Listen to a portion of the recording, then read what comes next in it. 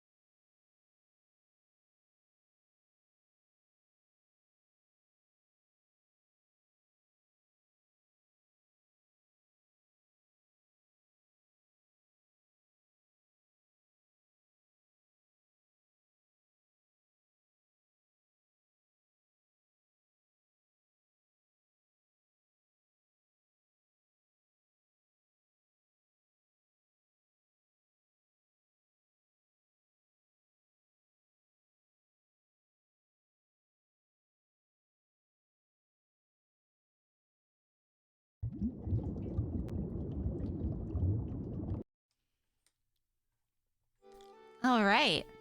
Hello, everybody. How are you doing today? Happy Sunday.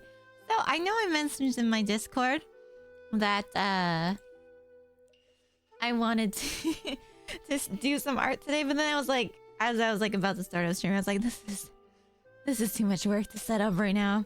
And then I forgot that I own this game called I Love You, Colonel Sanders. It's like made by KFC. And it's a dating simulator game. And I forgot that I had this game as I was scrolling through Steam. And I was like, I don't know how long this game is, but maybe we could like play it for stream today instead of me arting and instead of playing anything else. And it'd just be lots of reading and stupidness, I'm assuming. So, yeah, let's try out this dating simulator instead. It's, again, it's KFC. It's Colonel Sanders. It's a finger-licking good dating simulator game, and it's gonna be flipping great. I did play it like way back before the community that I had built now. I remember it being a little goofy. I never did finish it back then, so we'll definitely start like a new game and all that jazz. But just welcome and thank you so much, Valiant Hero, for the bits. I really do appreciate it. The dating sim of all time, besides the Dead by Daylight one. That one was kind of crazy too. But yeah, I don't know how long this game is. I figured we either go as long as possible if for some reason it goes over 4 hours, or we'll stream until the game ends. Because I don't feel like it would be that long, but I guess we'll see. Right? Right. Alright. So get cozy, grab some snacks, get some water. Grab your blankies and your plushies and your stuffies and everything.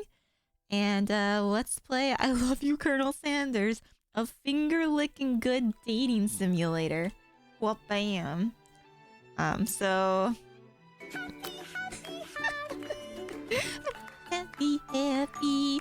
Happy, happy, happy, happy, happy. So get ready, grab your chicken, and let's play. Alright. New game. Please enter your name. My name is Kia. Why am I in caps lock? Oh, I have no choice. Okay. We're Kia. Let me know if it's too loud or anything either. Like, please just let me know. You sleep softly as the morning sun casts a warm glow through the window of your modest student apartment. I see. I got like a K-pop looking team. I got a chicken, cause we have like the godly chicken. We got our pearls and a water bottle, cause you know it's good to hydrate. We got them hearts for hopefully our chicken. Yeah, our room's looking pretty sick. Yeah, this is what my room looks like in IRL. Hi, Brad. How you doing? Welcome in. The world is peaceful and serene. You could stay in the moments forever. Or you could wake up now. Now. Your first day of culinary school is no time to sleep in. Oh my god. Turn it off. Smack that clock and up and at him. Throw the clock out the window. Same bit. We'll smack it. Jesus. Again, if it's too loud, please let me know. I can turn it down a smidgy. I think that was a little loud, so we'll turn that down a smidgy. Alright. Lying in bed, you stare at the ceiling, thinking about everything that awaits you at the prestigious University of Cooking School, Academy for Learning. Wow. Your mind begins to wander. Who will be there? What will you cook? What should you wear? Time begins to fly by and you find your imagination getting away from you. You'll need to take this seriously. You allow yourself to daydream a bit, thinking about the future. Let's be daydreamers. It's here, finally. Your first day of culinary school. So many dishes to prepare. So many students to meet. Your mind is swimming with possibilities when you realize you're running late. You grab a biscuit and burst out the door in a hurry. Okay, we have like the classic toast in our mouth. Oh, wait, no, well, biscuit in our mouth. Classic anime burst out running moment. Was this the settings, I wonder? This must be like to keep playing it through, so I won't touch any of those right now. Nom nom nom. Mmm, delicious. Just what you needed to wake up those taste buds. Nice, you're in such a hurry, in fact, that you forgot to put on any deodorant before running out the door. Oh my god, gross. You're sweating buckets as you rush to arrive on time. Uh-oh. Oh no, Dinky. Standing in the quad, you gaze upon the magnificent University of Cooking School, Academy for Learning. It's beautiful. Here comes your lifelong best friend forever, Miriam? Oh, she's so cute! She's the most adorably awkward person you've ever met, and you absolutely love her for it. Oh, it's Miriam! I probably won't do any voices because I'm not very good at doing like different voices for different people. But let's continue on. Good morning, Kia. Are you excited for the first day of the rest of our lives? Actually, because I sure am excited, a little nervous. Okay, a lot nervous. It's just that this morning I make breakfast for myself, but when I ate it, I couldn't taste any love in the food. What if I'm no good? What if I fail? It's the KFC dating simulator game. I love Colonel Sanders' dating sim. A finger-licking good dating simulator game. Hey, don't blame me. KFC like freaking picked this game, created this game, made this game happen. This is our best friend Miriam. Say hi to Miriam, littles. Classic Miriam. Raised by master chef parents, she's always held herself to a very high standard. Ever since we were little babies playing together, you rescued me from that quicksand box. It's been clear to me that you're the most loving, caring person I know. You're gonna do great. Huddle's like, quit staring at me. But with the University of Cooking School Academy for Learning's famous 3-day only semesters, I'm afraid to be left behind and never catching up. 3-day only semesters? What kind of academy is this? It's like speed. So cool. This is an unmute choice. I changed my mind last minute. How you doing, Purr? I just Taco, how you doing?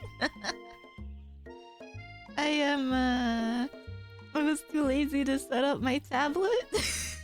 So I picked my KFC dating simulator game. Never finished it. So let me start this and start it and finish it. Okay, a sweet girl Miriam has had a flair for the dramatic.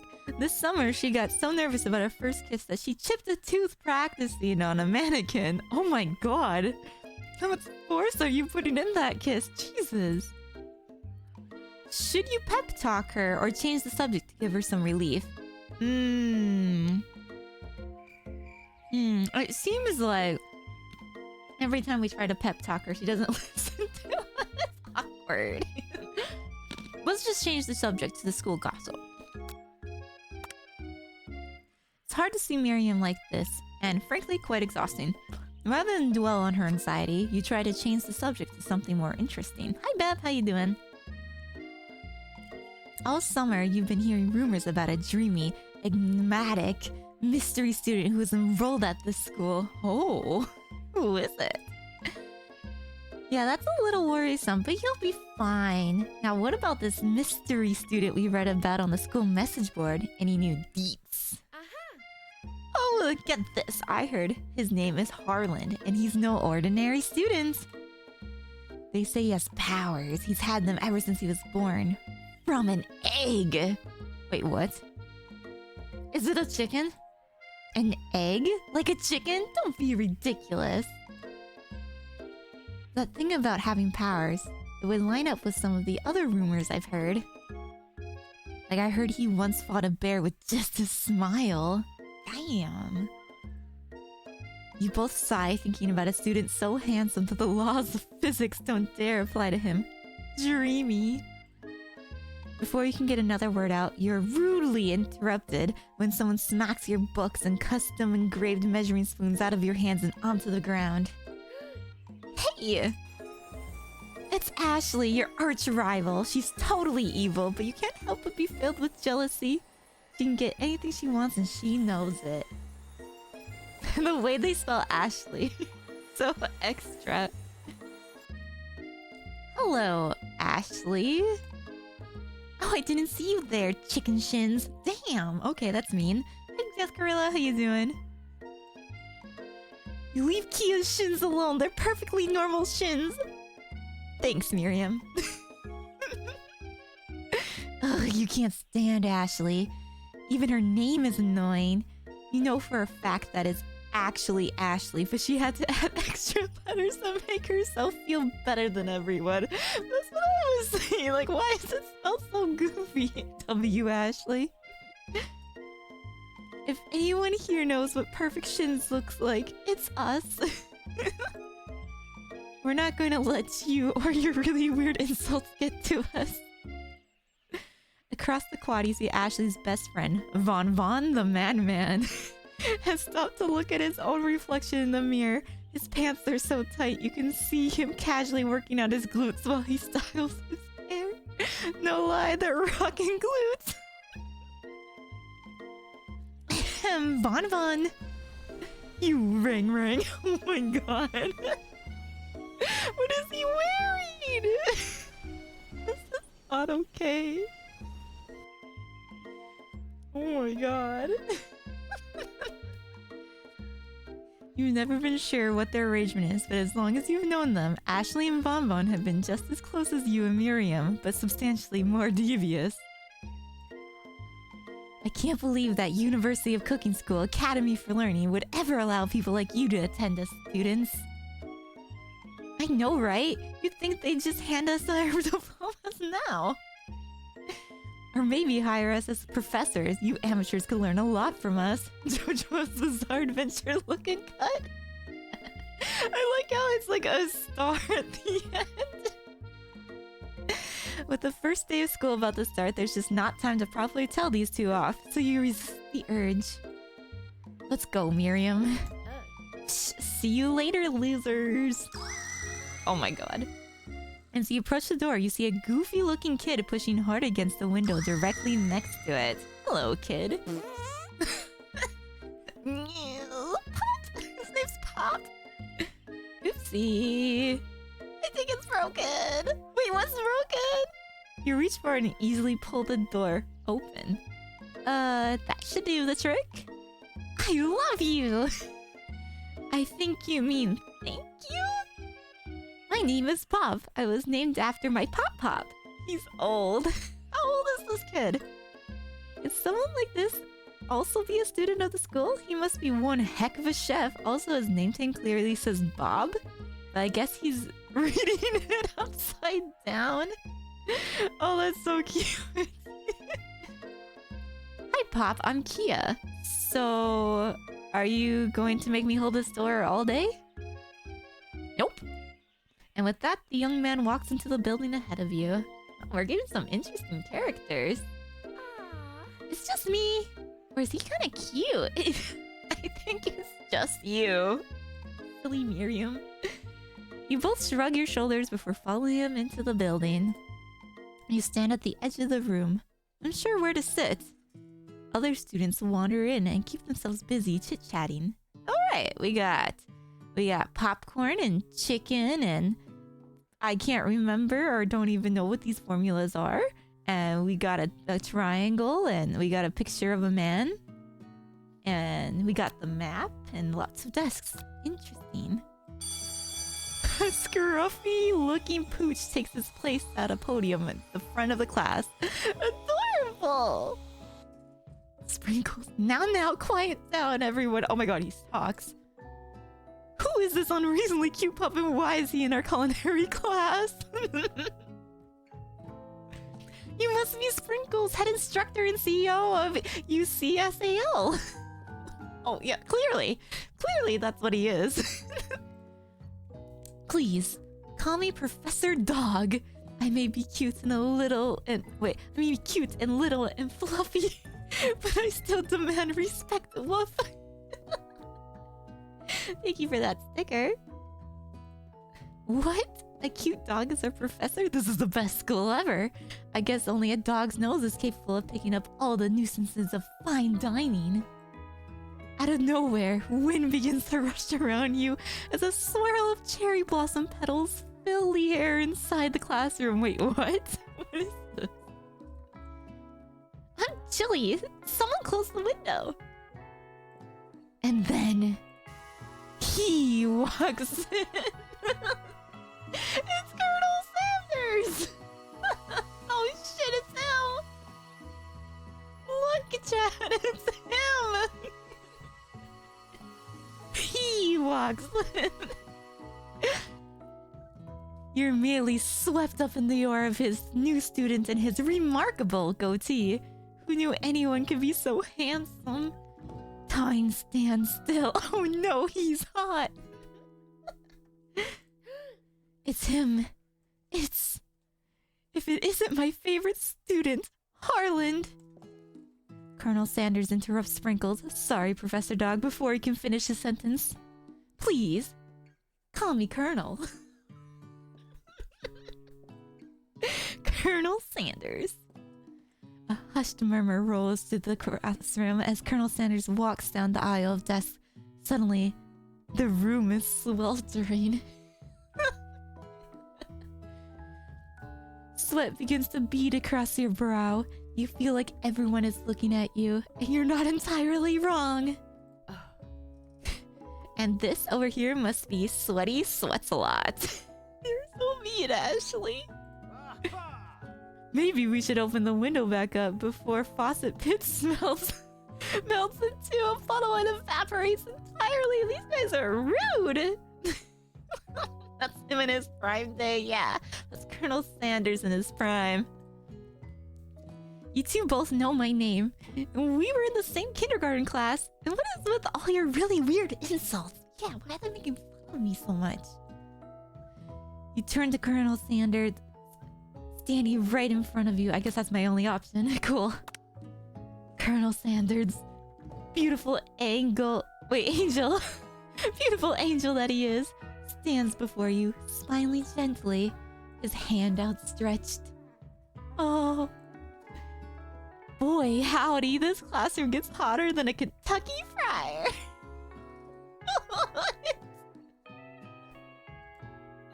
Please, use my handkerchief. You're so kind. Beautiful angel, more like a... Or beautiful angle, more like a cute angle. Stop. I can't read, leave me alone. You freeze up. Colonel Sanders is talking to you. Oh my god. He's talking to us, Chad. He's looking at us. He's apparently blowing us a kiss. I don't know why. Wait. Colonel Sanders is talking to you. About how sweaty you look? You're completely mortified. This can't be your first interaction. What if you never gets this moment? How will you respond? Take the handkerchief? Refuse the handkerchief. You know what? I'm gonna take that handkerchief. Heck it. He's kind enough to give it to us for our sweaty pits, I guess. Or I guess it's just our face. I was just made fun of the sweaty pits. But still, we'll take the handkerchief. He was kind enough to lend it to us. It's Colonel Sanders' handkerchief. How can we not take it? You stretch out your hand and Colonel Sanders places a fine silk handkerchief in it. It's so beautiful. You hesitate to press it to your face, but when you do, the feeling is transcendent. It has his natural scent on it. It smells of the most delicious chicken you've ever smelled. Wow. What a handkerchief. What a natural scent. Professor Dog steps in to settle the class down and set some ground rules.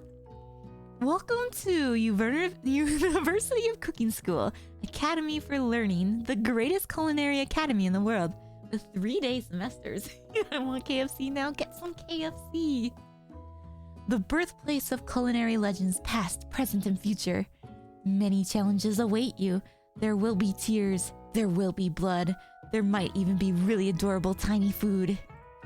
And when all is said and done, there will be a battle. You will lift your sporks and compete in the broom cooking arena. Just then, another student enters the classroom and interrupts the professor's rousing speech. Oh shit. Hi guys, sorry I'm late. I hope everyone had a good summer. I really miss... Quiet! Late to class is bad enough, but interrupting my monologue. You're on the fast track out of here, young man. Are you you sure you're even in the right place? Don't you recognize me? This is my 3rd year in this school with you as my teacher.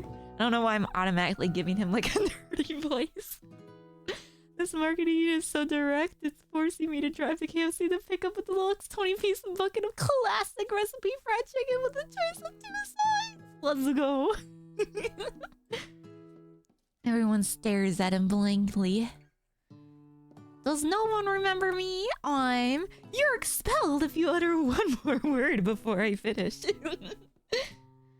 Let that be a lesson to you students that tardiness is unacceptable. Even Clank made it here on time, rolling halfway across town on his tiny wheels. Don't anger Sprinkles. You turn to see the student Sprinkles is referencing, who appears to be some sort of industrial kitchen appliance. It's Clank! He's so cute! The class bursts into laughter. Oh, Clank, you rascal! Sprinkles walks in the classroom as everyone stands in silent obedience. When he gets to you, he lifts his nose into the air and takes a deep sniff. What? I love Clank. Clank is beautiful. Can we have Clank instead of Colonel Sanders? Your diet is lacking. Based on what I'm picking up here, you definitely need a multivitamin. You should be taking better care of yourself. You've never had a talking dog as a teacher before, but Sprinkle's reputation for being smart but tough is well known. You decide to try and butter him up by giving him a treat from your pocket, but what kind? A chicken snack, a rubber ball, or a beef treat? It only feels right to give him a chicken snack. Right? Right? Oh, I don't know. Like, it wouldn't be a KFC game if I didn't pick the chicken snack. Who picked the chicken snack? Here you go. Here you go, Sprinkles. I'm gonna call him Snickers. Here you go, Sprinkles. You reach beneath your apron and return with the chicken snack in your hand. Sprinkles' eyes go wide as he lacks onto it. I think chicken snack is so yummy. Beef won't work. His favorite. Oh, look at him. He's so happy looking at the beans. Well, well, well. I think there might be some competition for new star students. The furry professor immediately devours the snack, leaving your hand slick with a coating of warm doggy drool. You see the other students eyeing you jealously. But pay no mind to them. If they wanted to succeed in life, they should have learned the importance of carrying a range of dog treat flavors on them at all times. Right, I'm big-brained. Settle down, young chefs. Take your seats and prepare to have your minds open to the amazing possibilities of culinary creation. As everyone rushes to claim their favorite seats, you're left standing at the front of the room. Only 2 options remain. Hey Kia, there's still a seat here! It seems that no one has claimed this seat next to me if you're interested. 2 good options, but which will you choose? Oh no. Do you think maybe I should sit by my best friend Miriam? We entered the school together. I feel like if I sat by Colonel Sanders, like, I'd make her sad. And like, he may be hot, but like, friendship is important. It could maybe help me later, right? I think we should sit by our best friend still. Just in case it doesn't work out with Colonel Sanders, we still have our best friend intact, right? Yeah, let's sit by our best friend. You move to take your seat by Miriam. I'm so glad to have you near me to support me through this class. Of course, you're my best friend. Who else would I sit by? Colonel Sanders? He's such a magnetic personality, and there's a seat open right next to him. If you sat there, you might have gotten to know him a little better. I'd never sacrifice our friendship. Exactly, that's exactly what I was saying. Besides, I'm sure I'll get a chance to talk to him later in the semester. I've got 3 whole days. That's like a lifetime. So you say, but now that Miriam mentions it, that Colonel Sanders is just so darn dreamy. As soon as you settled into your seat, the professor makes an announcement. Think fast! It's time for a pop quiz! Wait, what? Yay, a quiz about me! This incredibly important and surprisingly short quiz will tell me if you're ready for our life at culinary school. Keep your knives sharp and your focus sharper. Here comes question number 1. If train A is traveling to point B and train B is traveling to point A, how important is it to wash your hands before cooking?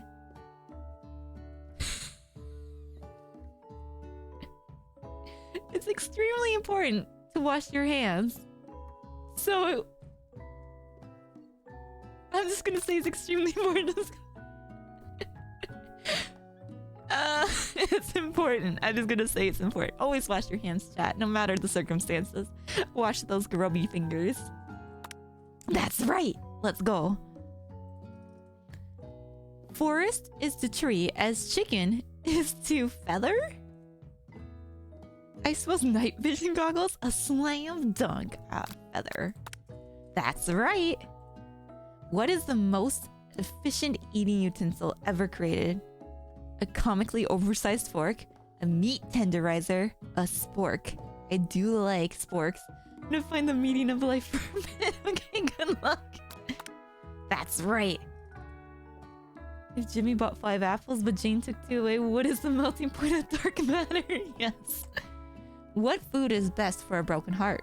Anything as long as it's prepared with love and not too much salt. Camel meat. A pancake that looks like a silly face. I think this one. You need love, but not too much salt because sodium is bad. That's right. Let's go on freaking acing this. Is Sprinkles a good boy? He's a talking dog that teaches a culinary school. He is the best boy. Yes. He is the best boy. And I will say this.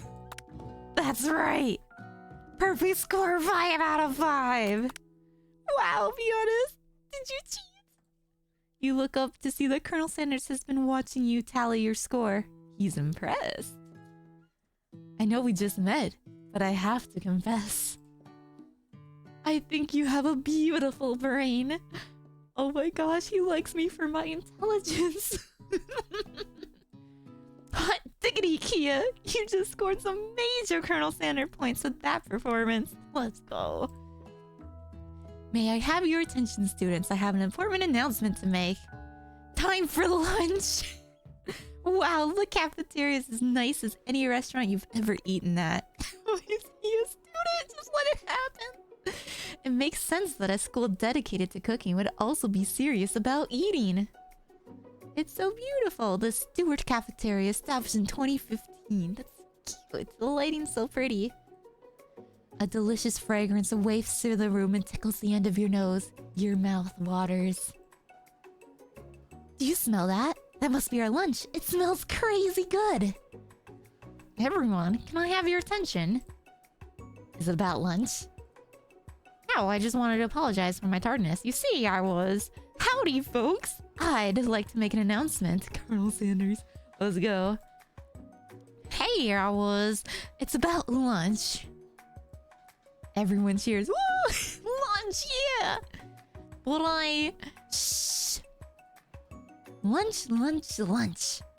She said shh.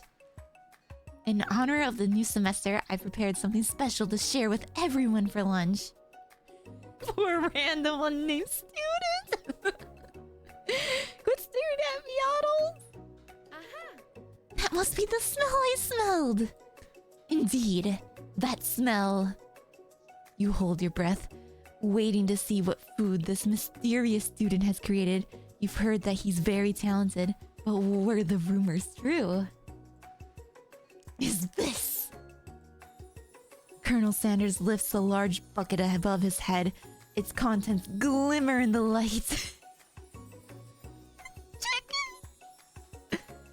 Piled high are huge pieces of chicken, breaded and fried to a crispy, golden finish. The aroma envelops you, and you begin to feel warm and safe. Colonel Sanders has filled a bucket with chicken? What a novel concept! Your stomach begins to grumble as if to say, stop thinking and start eating! For years, I have been developing a secret recipe for the perfect fried chicken. Huddles. By my calculation, nothing less than 11 herbs and spices are required to achieve the perfect balance of flavor. You look around and notice that every other student has a pen and paper and is scribbling notes as fast as they can. But that's all I'll say about that. Yo, what's up, Link? Welcome to the stream. What? You think we want your stupid secret recipe, dude? Nah, my dude, nah. I'm just, drafting a last will and testament in case, one of those ingredients is, poison! Got him! This guy. He looks around nervously to see if anyone else is laughing at his sick burn. That face. You wait to see what zinger Ashley has prepared to follow up, but she suddenly takes a different approach. Yeah, and I was just like writing in my diary. Yeah, what's up, Deltaroo? How you doing? This is KFC's dating simulator. It's a finger-licking good dating simulator. It's Colonel Sanders in all his glory. Bonbon got an insult game worse than me. Dear diary, today I smelled something beautiful.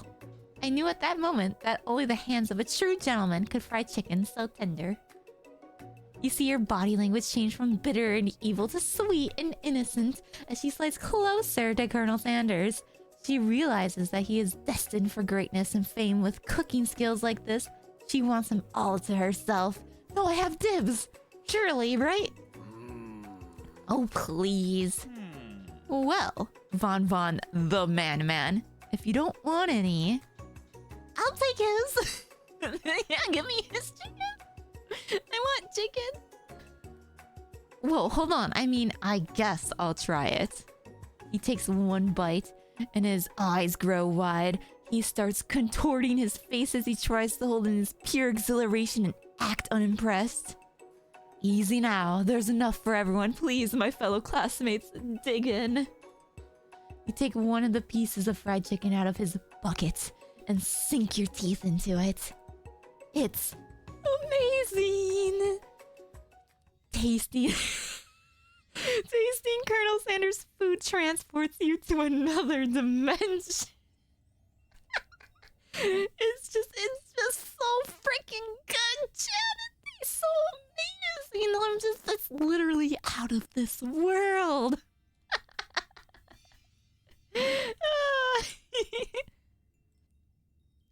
Alone with your taste buds, gripping a drumstick in your hand, you float weightlessly. Focus your mind and meditate on this moment. Try and identify every flavor. Savor the moment and everything that it tells you about Colonel Sanders' culinary heart. Swim toward the light.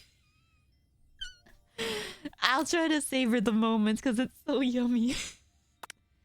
The flavors in your mouth are beautiful, pure, heavenly. What a guy! Alone with the flavors, you feel something that can only be described as love. For a man? For a flavor? Are they the same? After tasting this food, you try to get some one-on-one time with Colonel Sanders. You approach Colonel Sanders. Colonel Sanders smiles ever so softly as you approach. He stops what he's doing and allows you to break the silence. Colonel, I wondered if I could talk to you for a second? Anything for a fellow chef. What exactly was on that chicken? How bold to come out and ask. It's an idea I had for a new combination of flavors that will make me my fortune and establish my legacy for all time as I open a chain of highly successful fried chicken restaurants. No big deal. It's just you and me here talking. I can keep a secret. In fact, I got some of my own that I'd be willing to trade. Man, what are my secrets? I don't even know. What's the rush? The semester is only getting started. We've got 2 more whole days to get to know each other. Oh no, he's making a look of disgust at me. He's clearly not going to give it up easily, but it doesn't hurt to be persistent. You know what they say about secrets, Colonel? Shouldn't learning be fun? You've got moxie, I'll give you that. Colonel Sanders looks both ways to make sure you're truly alone and leans in. You can feel his warm breath as he whispers. Just one ingredient, but you can't tell. I use beep. Just beep. Wait, I have one. It's like... It's something my great-grandmother taught me.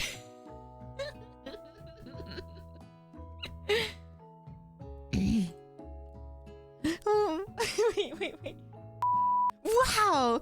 You never even guessed that! In fact, you're not even sure where you get some if you searched! While you're wrapped up in that huge revelation, you notice that Colonel Sanders has disappeared. While everyone else is still in the cafeteria, you decide to look for him. Majek looking? Colonel? You find Colonel Sanders outside, standing in the quad. What a way to avoid giving the actual recipe! Oh, we're going outside now under the rose petals. Well, sorry, that was like a Markiplier meme. Anyways.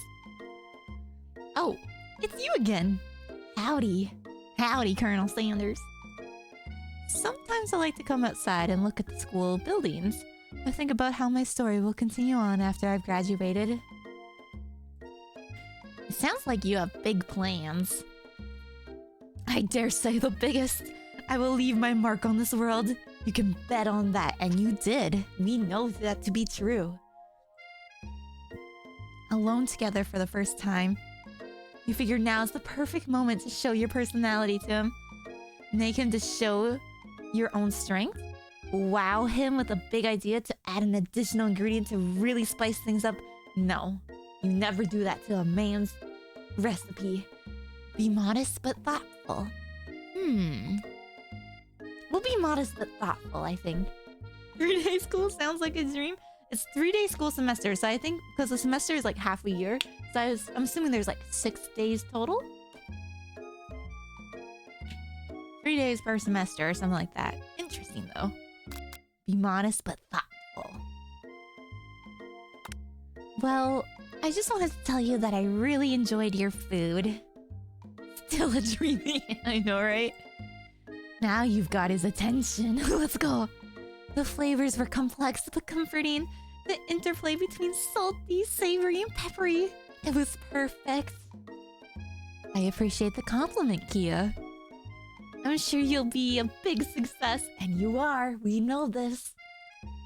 I know we've only met today, but I'm starting to get the same feeling about you. Oh, he believes in me, chat. We should head back inside. Next set lesson starts soon. Yes, back to the Professor Sprinkles. You step inside the massive cooking arena, where the afternoon lesson will take place. Each student gets an oven and all the tools and ingredients they can need. Wow, look at, there's eggplants and probably lemons and stuff and avocados, or maybe those are apples, and cucumbers, and wait, no, those are cucumbers, and I don't really know what any of this stuff, but there's eggplants. That's crazy. Look at this place. It's magnificent. Finally, we get to show our stuff.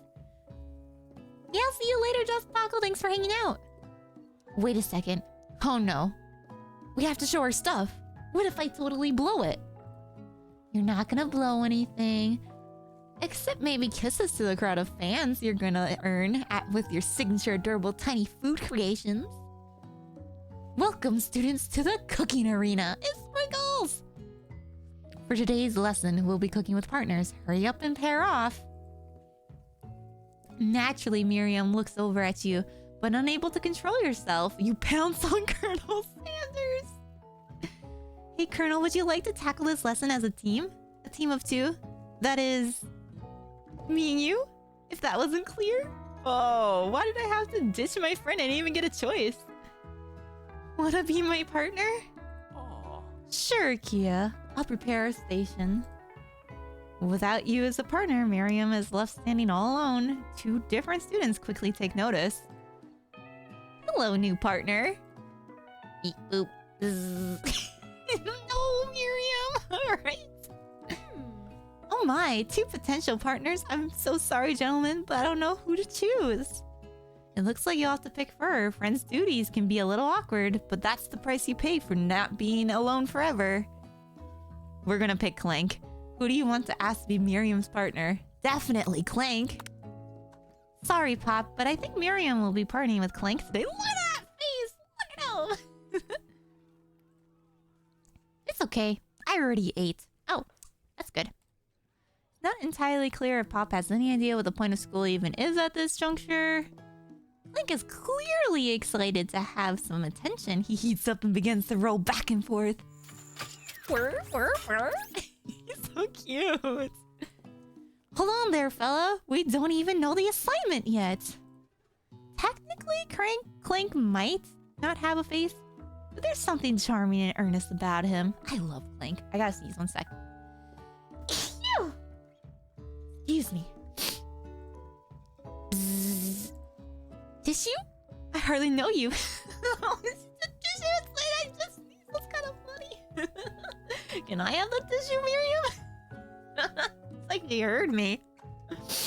Okay. Clank judders and a panel shakes loose. You get the impression that this is a sign of affection. Oh. Looks like you two will be fine. Now it's time to focus on your own cooking classwork. Alright, you two. For today's lesson, we're going to keep it simple. Pick a basic dish and divide up the steps. No chef is an island. It takes 2 flints to make a fire. You get the idea. Which dish do you suggest to your partner, Colonel Sanders? Steak tartare. Steak tartare. I can't even.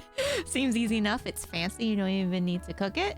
Using octopus will blow Colonel Sanders' mind. Your grandmother's mashed potatoes and gravy. Yes!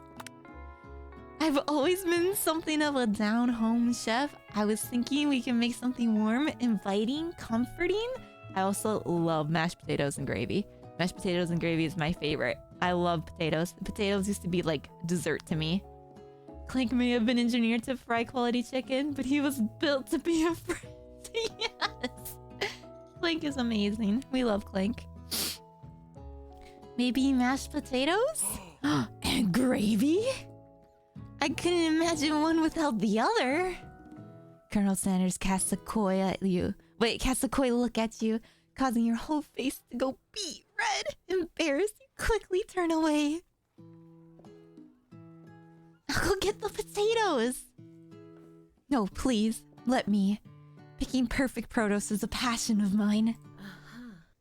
Looks like things are getting pretty fresh around here. Does someone have a crush on Colonel Sanders? We're just cooking partners. Mind your own business. Sanders' heart is my business, and you'd better keep your fingers off my man. Did someone call for me? The music changed up. Freaking Bon Bon.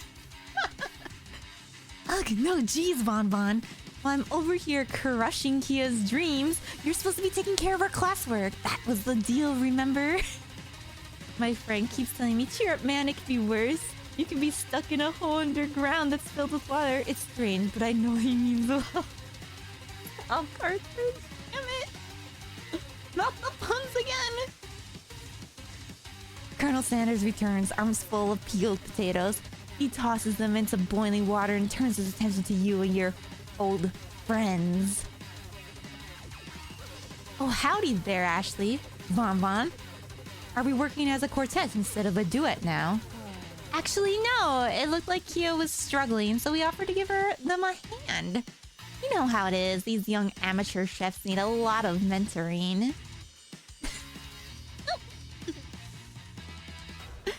Puns are great. I can almost hear the pain they cause. I was going to say, Colonel Sanders, maybe I could also teach you a thing or two about fancy food. Maybe one day you might be able to get to my level. Ha! Doubt it. Don't be rude, Bon Bon. Personally, I have no doubts whatsoever about Colonel Sanders' ability to concoct creations worthy of admiration. After all, your fried chicken was quite spectacular. But Colonel, if you ask me, I might make a better partner for you than this thing that has positioned itself at your station. Hey, yo! The fuck? You wanna go? Don't you feel deep down that we could cast complementary shadows? We fit together like a thigh and a drumstick. It just makes sense. Nothing about this makes any sense. But one thing is clear, she's coming for Colonel if you don't watch out. Ashley's really going at you hard. You need to ask for some backup here before things get ugly. Turn to Colonel Santa's hunk of hunks in your time of need. Turn to Miriam, your forever bestie, who always has your back. I don't know.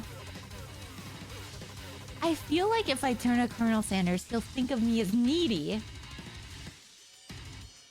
But maybe it's like, maybe we're close enough that it matters? I saw his disgusted face he made toward Ashley. But it's more of like, I don't know. Who, what? It's Colonel Sanders. We're playing a dating simulator created by KFC. I don't know. And this lady Ashley's making fun of me and trying to steal Colonel Sanders. So do I ask Colonel Sanders, the hunk of hunks, in nighttime and need to back me up? Or turn to Miriam, my forever bestie who always has my back? The correct answer is Colonel, probably. My heart says to turn to Miriam because I believe in the power of friendship. It's like I want to turn to Colonel Sanders, but I'm scared that I might push him away. What if we get like a really awesome moment? Or maybe he's protected. But what if he's like, man, fight your own battles. That's how you grow. You know? Like that's what I get the feelings from. Head pat. Thank you for the head pat.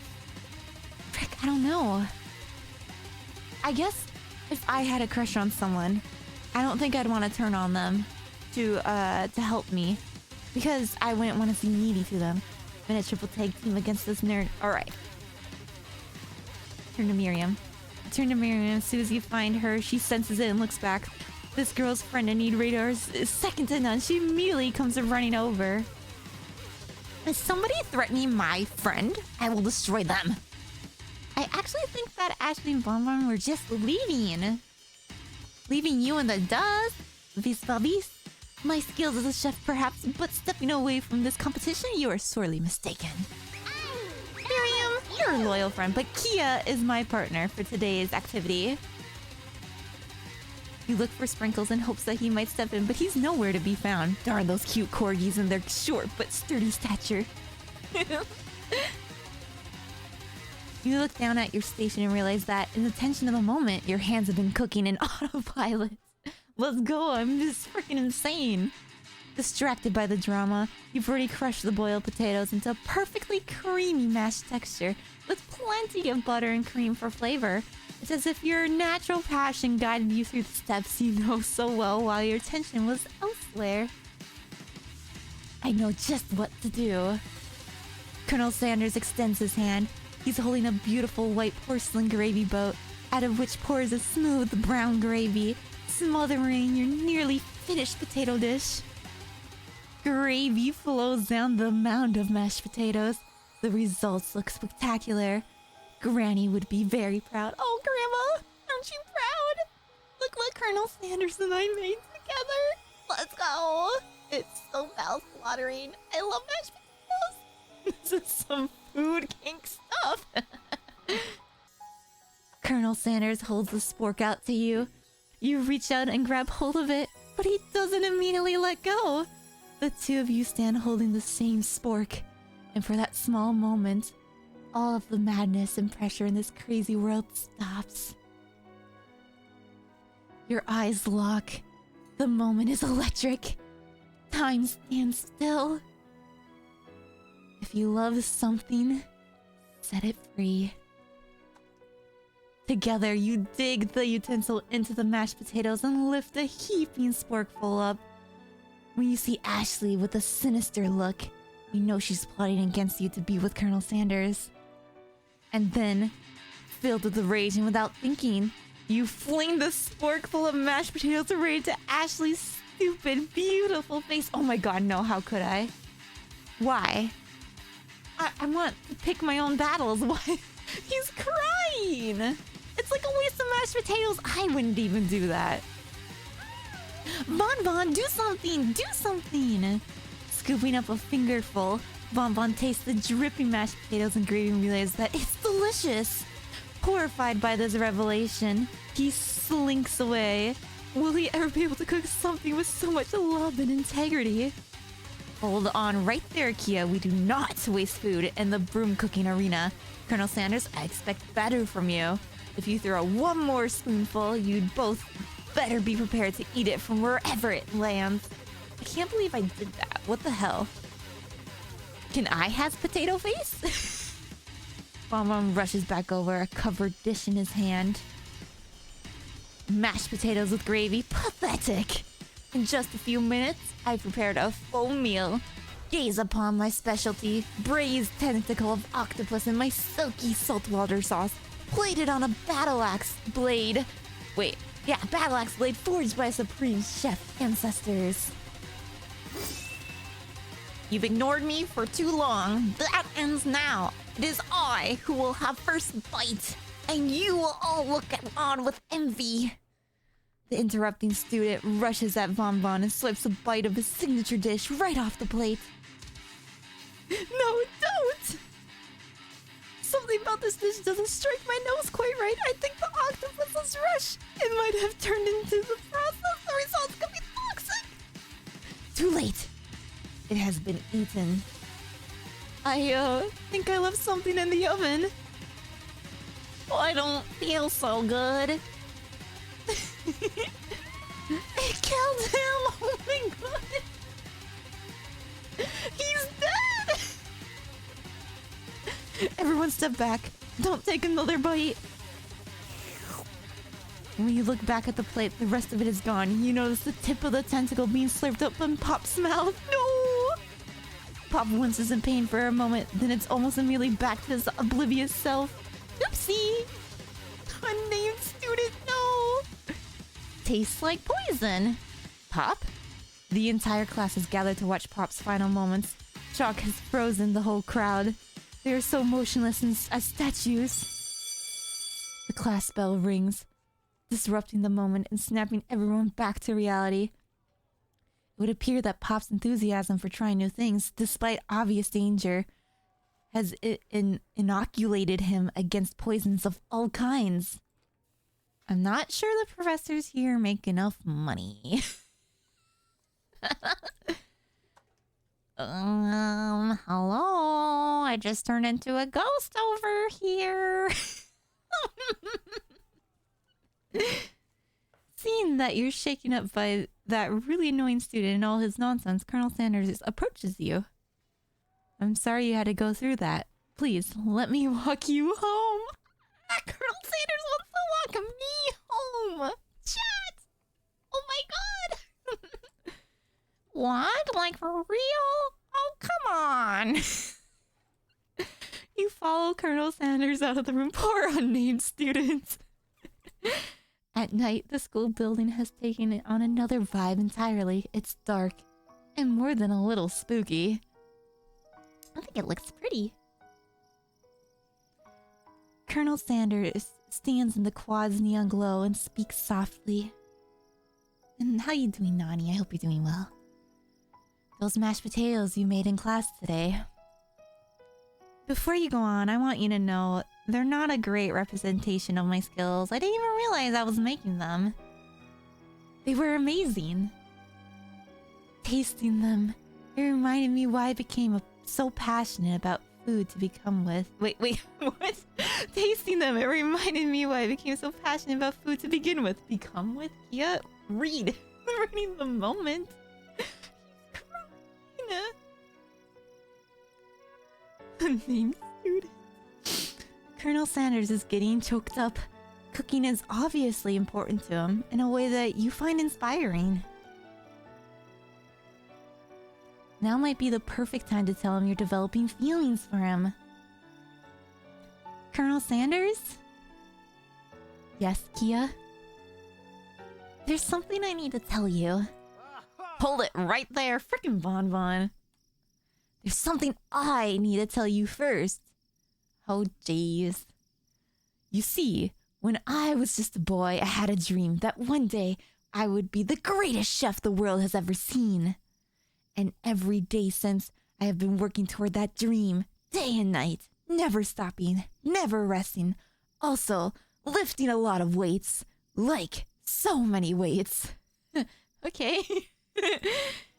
We should follow our dreams with all our hearts, that our souls may grant them like wishes floating on a shooting star. Hey, no, you... Shut up! I'm the one here to say inspirational stuff and be the star of the story. Are we forgetting that your cooking literally killed a guy? We didn't forget! Unnamed student! You can't prove that. I also saw you kill that guy. What was his name? Oh no. Somewhere in the distance, you hear a long, sad sigh. Poor unnamed student. Forget him. We're talking about me. Me. I'm the hero. Holy crap!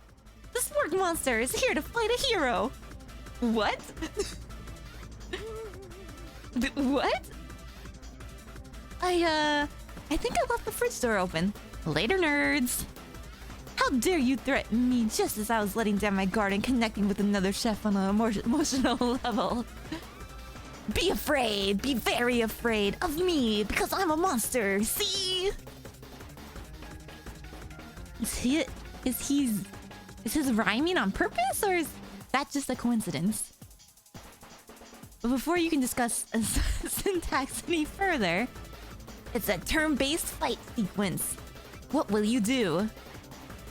I'm going to attack. You decide to go on the attack. Which attack will you use? Cook with love. Cook with love does 1 damage. It just got real. That attack really upset Spork Monster. Spork Monster goes on the attack. They spit hot gravy at you. You take 1 damage. I'm going to defend. You decide to defend. Which defense will you use? Trepidation. You continue to stay back and endure whatever comes your way. Seems like a pretty weird strategy, but okay, sure, you do you. Spork Monster focuses their mashed mind and draws an energy from Mother Earth itself. They grow larger and more intimidating. How will you respond? Right. Do I attack again or do I defend? He might come out with an attack, so maybe I should defend this attack. Defend. You decide to defend. Which defense will you use?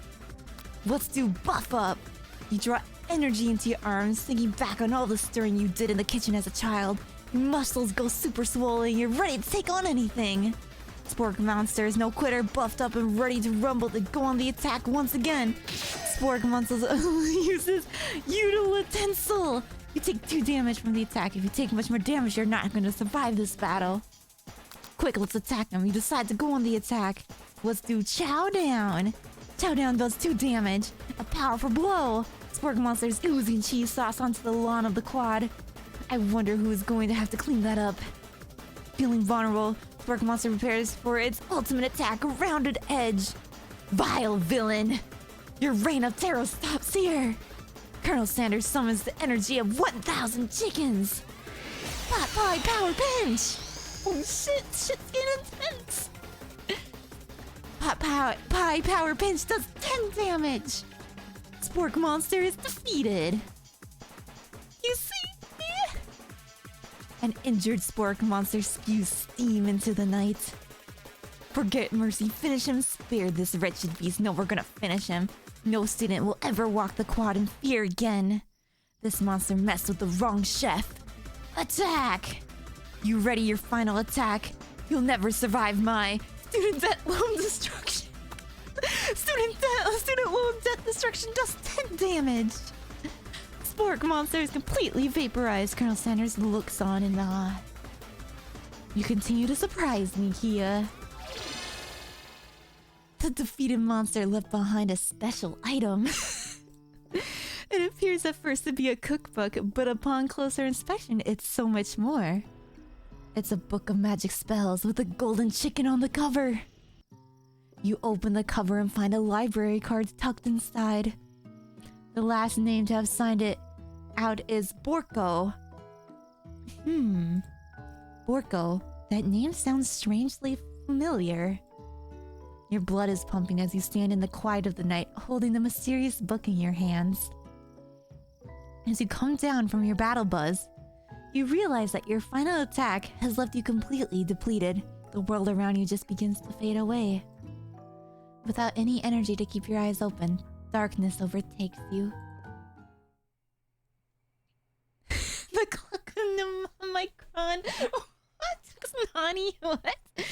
The image of Colonel Sanders flashes before your eyes as you fall asleep. He must have helped you get home. In your tired state, you don't know if you could have made it without him. What a guy. You want to thank him, but you don't have the strength to utter a single word. You feel your covers being pulled up over you as you're tucked in tightly. Good night, my Colonel. In your dreams, you together with Colonel Sanders, for some reason, Sprinkles is also there instructing your love. Dreams are weird. Sprinkles!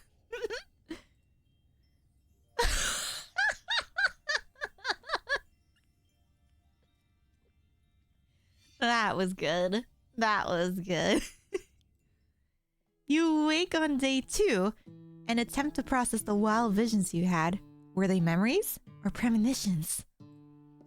And then there was that secret ingredient that Colonel Sanders went ahead and told you outright. Not much of a secret, huh? This game is whack. It's great. It's probably just because he already trusts you so much. Sure, that makes sense. We'll go with that. You meet up with your bestie in front of the school. Before you can tell her about the encounter with the spork monster, she launches into a story of her own. Hi, Tavon, how you doing? We're playing at Colonel Sanders KFC dating simulator. It's finger licking good. Okay, I know this might sound a little strange, but I think I might be... I think I might like Clank! Oh, let's go! Miriam and Clank for the win! This is all we need. That's fine. I can die happy as long as Miriam gets to be with Clank.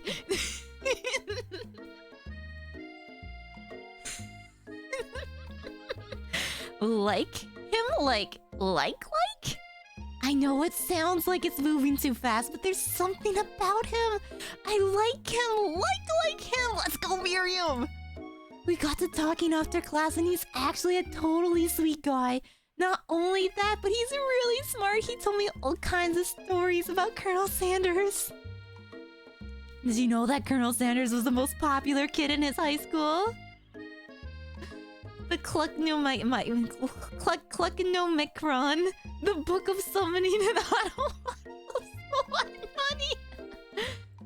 No, but that does make complete sense. Thank you so much for the follow, Pion D King, or Pion D King. Welcome to the stream. Yeah, but he was so popular that he was voted prom king at school he didn't even go to. Wait, at a school he didn't even go to? And was also the convertible that he himself rode and at the front of the homecoming parade. Wait, what? I'm thinking maybe something got lost in pressure cooker language translation there. Either way, maybe it'd be best if you took it slow with this new boy. Like I am with Colonel Sanders. You and Colonel Sanders? The coolest guy in school? The most famous student to ever attend University of Cooking School Academy for Learning? You're a thing now? We definitely connected yesterday, though I wouldn't say that we're a thing. Sure you did. You're great. Why wouldn't he be into you? I guess? Laughing at the implication that you and Colonel Sanders might be a thing is definitely not cool. You are great. You have an idea about how to prove that your love is real.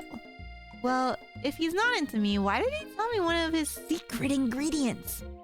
Your bestie's eyes light up. Fuck, I let go of a secret. A secret ingredient?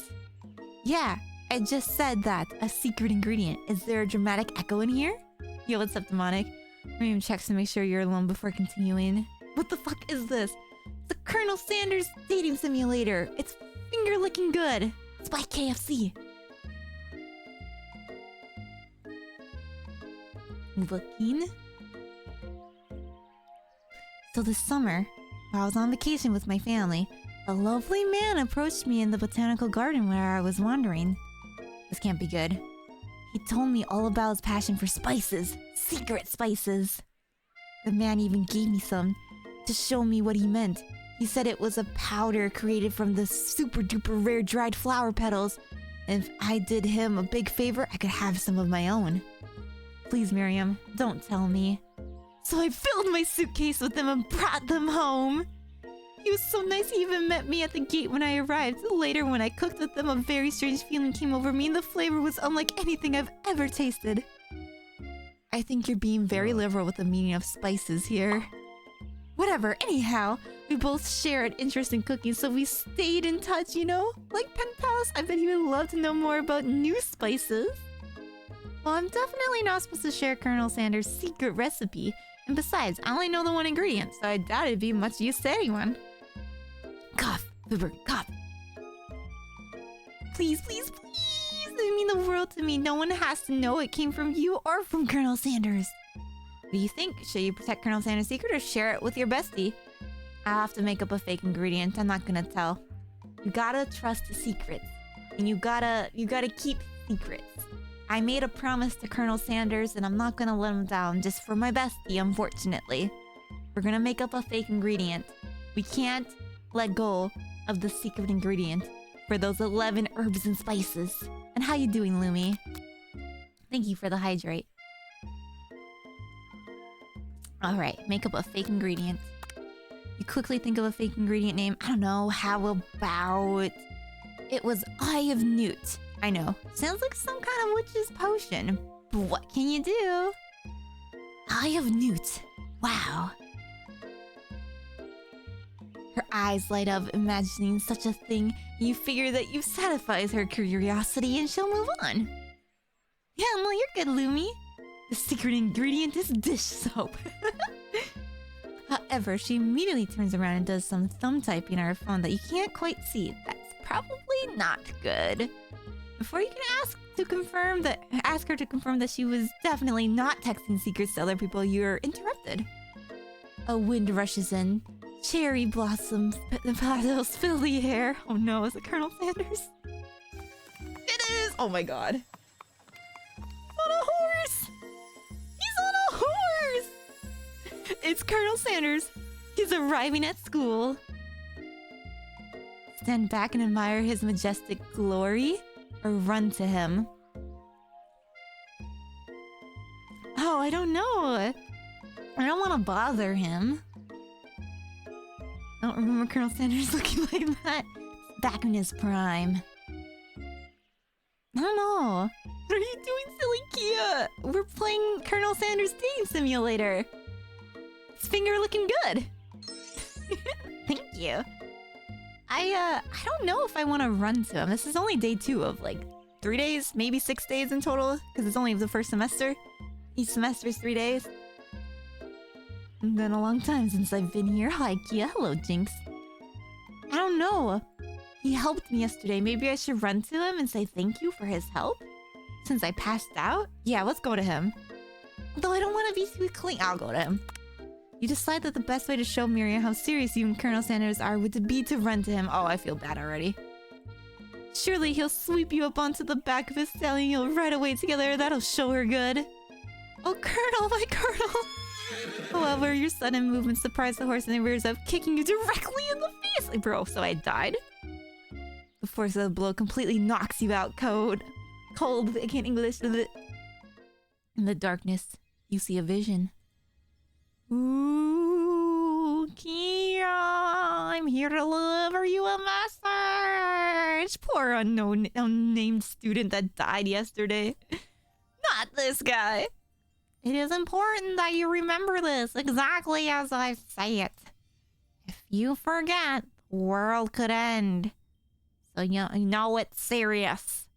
I have been trapped in a realm beyond, but a great prophecy relies on my return. Only you can save me. All you need to do is repeat my name 3 times. And that name is... But before he can continue, you suddenly awake. Shit. Poor unnamed student. Aw, jeez. You awake to find Colonel Sanders tending to you. He roused you back to life with a satchel of secret spices. Or is that just his natural seasoned musk? Yeah. Compliment the craftsmanship of his horse's shoes. Lean in for a kiss. We're not gonna kiss him. That's kind of crazy. We'll compliment the craftsmanship of his horse's shoes. Maybe he shouldn't be riding a horse to school, and maybe you shouldn't be running up to animals you don't know. It's hard to say who was in the wrong here. But one thing is for sure, that Colonel Sanders is pretty dreamy. That horse has beautiful shoes! I could really feel how smooth and sturdy they are when they were pressing into my face! That's nice to hear. No one truly appreciates good craftsmanship anymore. At least I freaking got him with that, right? And with that, Colonel Sanders disappears into the school, leaving you and Miriam to follow. When you enter the classroom, you can see your two rivals, Ashley and Von Von, are doing something bad. By the way they're hiding, you know it must be really bad. Like counterfeiting recipes bad, experimenting with restricted ingredients bad, summoning a demon bad? You try and get a peek over Von Von's hulking shoulder. But he sees you coming. Whoa there, little one. I'm not sure you're ready to handle this. Why don't you make like a bee and mind your own wax, honey? Tell them to stop acting immature, act like you're not interested in them, but you really try and get a closer look? Let's get a closer look. You sit near the rivals, but leave your back turned to them. You even hear Von Von mutter something that sounds a bit like a magic spell. However, he notices you eavesdropping. You try and cover your tracks and improvise on an excuse. Time for class, and you're distracting the rest of us who want to learn. Now you've upset them. Oh, and you're the Emperor of Cooking, are you? You make the rules? I'm not sure you'd know a good meal if it ate you. Being the best chef in the world takes more than just culinary skills. It takes creativity. It takes panache. And it doesn't hurt to use a little evil. Sorry, cue the evil moment. You finally get a look at what they were hiding. You instantly recognize it. It's a book, just like the one you found after your encounter with Spork Monster. That's the same book that I found last night in the quad. Ashley immediately elbows Von Von, who hides the book behind his desk. Or behind his back, sorry. I don't know what you're talking about. That book is a family heirloom, and its contents are secret. You notice that they haven't been studying the book. They've got Pop pinned to the wall, and they're tossing potato skins at him as he tries to catch them in his mouth. We're playing. What? Before you can dig in any further, you're interrupted by the arrival of more students. It's time for class. Beep beep. It's Clink! Oh, it's Miriam's crush! Oh, I hope they can be together. Clink must be running late. He's in such a hurry that he rolls over Von Von's meaty foot. Hey, watch it, you bucket of bolts. You watch how you talk to him. He didn't do anything. Swoop! Who do you think you're talking to? I've never heard such language, not even from a stand mixer. Whoop whoop! No, your mother has a stand mixer. It's always getting intense here. Von Von jumps to attack Clank, but Clank shocks Von Von, sending him flying across the room. Protect me, Colonel Sanders. These crazed men are about to come to blows. I think it must be over me, but I'm not interested in either of them. Ashley's tone has completely changed in an instant. She bats her eyelashes at Colonel Sanders. Surely you must know that this is a ruse. Right? Gentlemen, get a hold of yourselves. Save it for the arena at least. Or don't. Honestly, what do I care? I've got lofty career aspirations to focus on. Maybe I can help you with your business plan. Just then Sprinkles arrives to signal the true start of the class day. He's panting, which doesn't seem that abnormal. He's a professor, but he's also a dog. Students, please take your seats. I apologize for my late arrival. I spent the morning chasing a car all around town, and my tiny legs are very, very tired. Hi, Horror Vented. How you doing? Welcome in. But I'm here now, and I hope you're ready to learn. Rub his furry dog belly. He loves it! Sprinkles stops in his tracks and sniffs the air around you. Something has him in a trance. It's the scent left on you from Colonel Sanders. Sprinkles jumps on you and licks your face. Down, boy! Down! Hoppin'. I don't know what the word. That command shouted by Colonel Sanders has snapped Sprinkles out of his trance. I wonder what's up with that. Sorry, I got a little carried away. After he catches his breath, Sprinkles regains control of the classroom. Without further ado, we'll review the global history of my favorite fowl, the chicken. You want to pay attention to listen. Truly, you do. Which is why in 1776, at the signing of the Declaration of Independence, it was a chicken who first signed their name. You can't help but daydream about Colonel Sanders. You miss most of the important parts. It's so good, Vented. When you come to, Sprinkles is holding a tray of food in front of you. Well, Kia? Naturally, this appears to you to be a sampler platter. Sample platter, can't English, sorry. Which item do you want to sample? A glass of water? A shimmering pepper? Or a dog biscuit?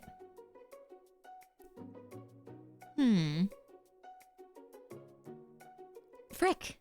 I don't know.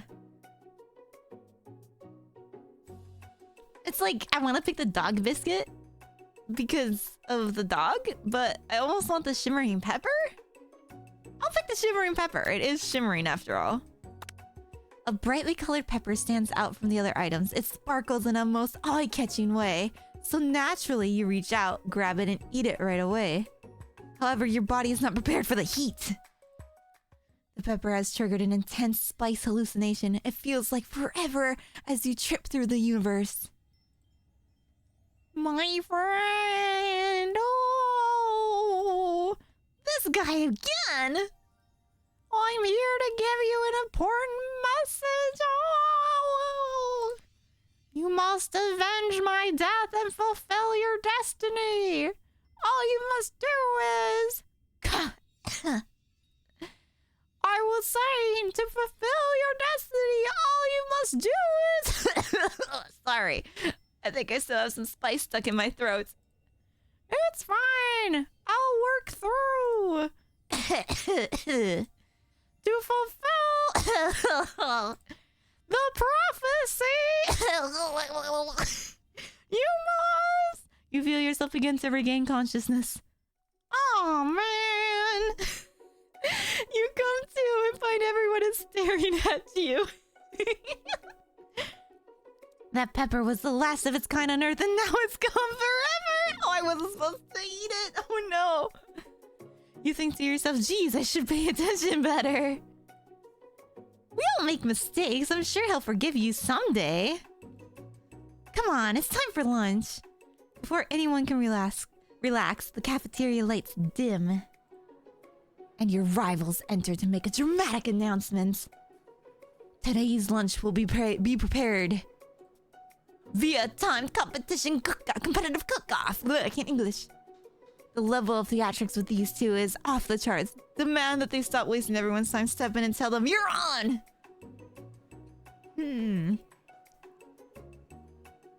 If I tell them to stop wasting their time, they'll think I'm a chicken. Heck it, I'll take the challenge. You're on.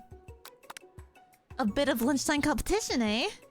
Count me in! If I have to wipe the tables with you fools before I set my lunch down on it, then so be it. Oh, I'm not the fool, you're the fool. Good one, Bon Bon. I like your grumption, Kia. I'll be watching your performance. Just as things reach a boiling point, Sprinkle steps in. Surely he'll put a stop to this madness. Now, students, please settle down. This is a lunchroom, not a sportsing court. Finally, a little sense. You breathe a sigh of relief. At least not until we turn on the timer. Then a huge light blasts you in the face, flashing the words, timer ready. That's what I'm talking about. Aroo! I stand corrected. The hard way builds solidly a foundation of confidence that cannot be swept away. And that's an original quote by me, in case anyone was wondering. I hope its message lifts you to victory. Thanks, Colonel Sanders. Like a diamond, I was formed under pressure, and now is my chance to shine. I will defeat you myself. You had his chicken and you made mashed potatoes and gravy on day 1, and you're feeling like you can really impress him again here. It's time to boil some water for the potatoes. Think fast. As the timer runs down, you'll be forced to pick randomly. What temperature does water boil at? I don't know. Oh, I always boils 100 seconds after you turn the heat on. 100. I don't fucking know. I don't know. That's wrong. What were you thinking? Yeah, get your head out of the game. You're gonna need some to season this chicken before you cook it. You don't know Colonel Sanders recipe exactly, but you have an idea. There's 11. That's right. You must not know all of the ingredients yet, but at least you're headed in the right direction. Tail wagging intensifies. Now that you got some basic steps going, it's time to elevate your craft. What state of mind offers the most flavor? I don't know. Trust? That's wrong, damn it! I'm begging you to get it together. Get it, I'm a dog. It's never the wrong time for dog jokes. Next question. Your classmates are rooting for you, but Ashley is simply stronger and faster than you. Better pick up the pace if you want to survive. When you were a child, your father told you to never forget where you came from. Every day you meditate on his advice and draw energy from that place. I suck at answering questions if I'm timed. Now would be a great time to harness that energy. So where does it come from? Small town and victorians are born and deep beneath the surface of the shoulder of Orion. No! I didn't get a chance to pick! This is a horrible time to start forgetting important things. You possibly recover from so many wrong answers. Nope. Game over. Yes, let's try again. Did I lose the entire game? Okay. Okay, no. Okay. Okay. Let's fight. He died. No, I can't do it under pressure, chat. I just can't. It's too scary. I don't even know the right answer. Is it Fahrenheit or is it just like 100 degrees? I don't know the answer for when water boils. I don't know, 100 Celsius. Whoa, let's go. 11. Vigilance? No, it's wrong. Next question. Small town where big dreams are born. Okay. Aroo! Try to shut out the noise in the arena and focus on your cooking. What is the sound of success? I don't know. Sizzling? No! Don't make me get the spray bottle! Next question. You notice we don't say this out of the corner of your eye. I believe in you, Kia. He's actually cheering you on. I can't do this with a timer. Which would be awesome, except knowing he's watching you make you totally forget what you're doing. Now all you can think about is Colonel Sanders. How many spoons will the gravy will it take to fill a traditional Victorian base? Oh no, I didn't even get a chance! What do you think? Get your mind back into the competition! Grr. You're stranded on a desert island with only one desert cookbook. Which do you take? What a hunk! I know, right? You know what? Shouldn't you be focused on the challenge? You're falling behind. Colonel Sanders right together. Oh, wait, what does this have to do with crafting spectacular fried chicken and delicate baked biscuits? Yeah, what is this? Woof woof. You're really struggling to keep up. At the next station over, Ashley has already begun plating elements of her dish. It's colorful and complex. To make up time, you toss your biscuit dough into a stand whisk. As you do, the crowd gasps. Oh, yikes! I know you love nothing more than seeing a fellow appliance utilized in a kitchen battle, but sometimes that means sacrificing the personal touch. Brr. You might not have any hands, but Kia does, and a good chef needs to be touching the dough to know when it's properly mixed.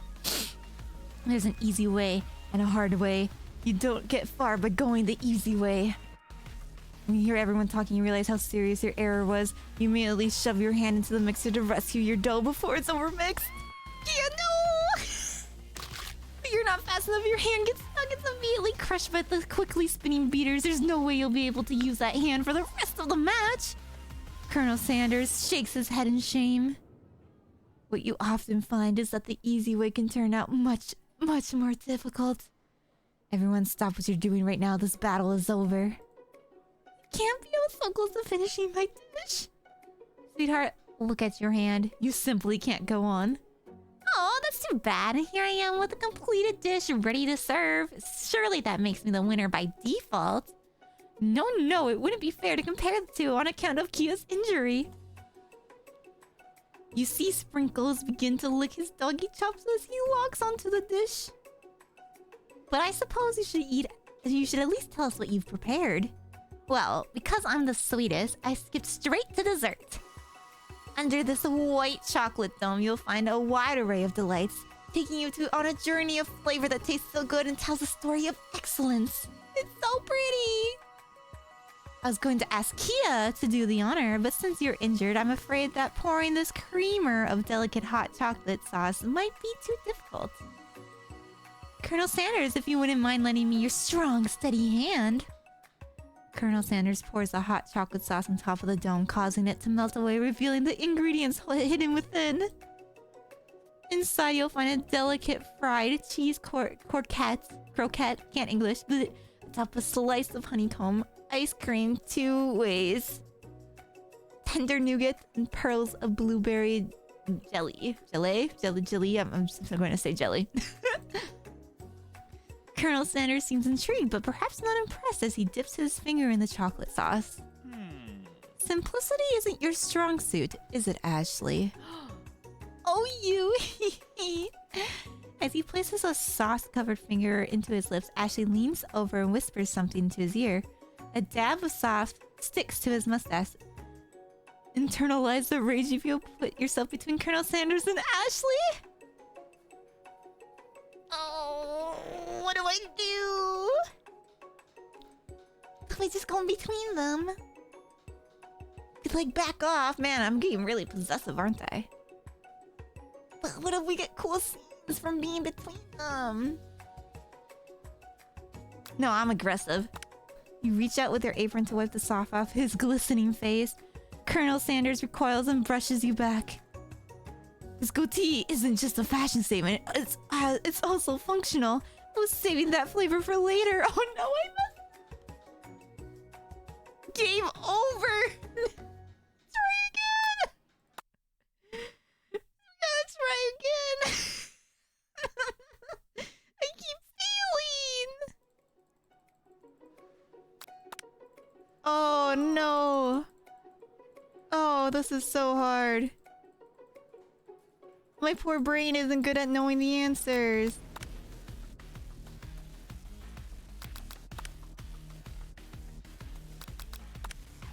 Oh, I picked the wrong one again.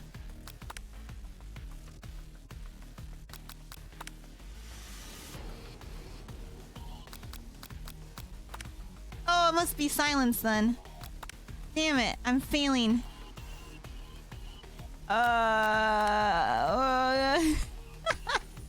What a hunk!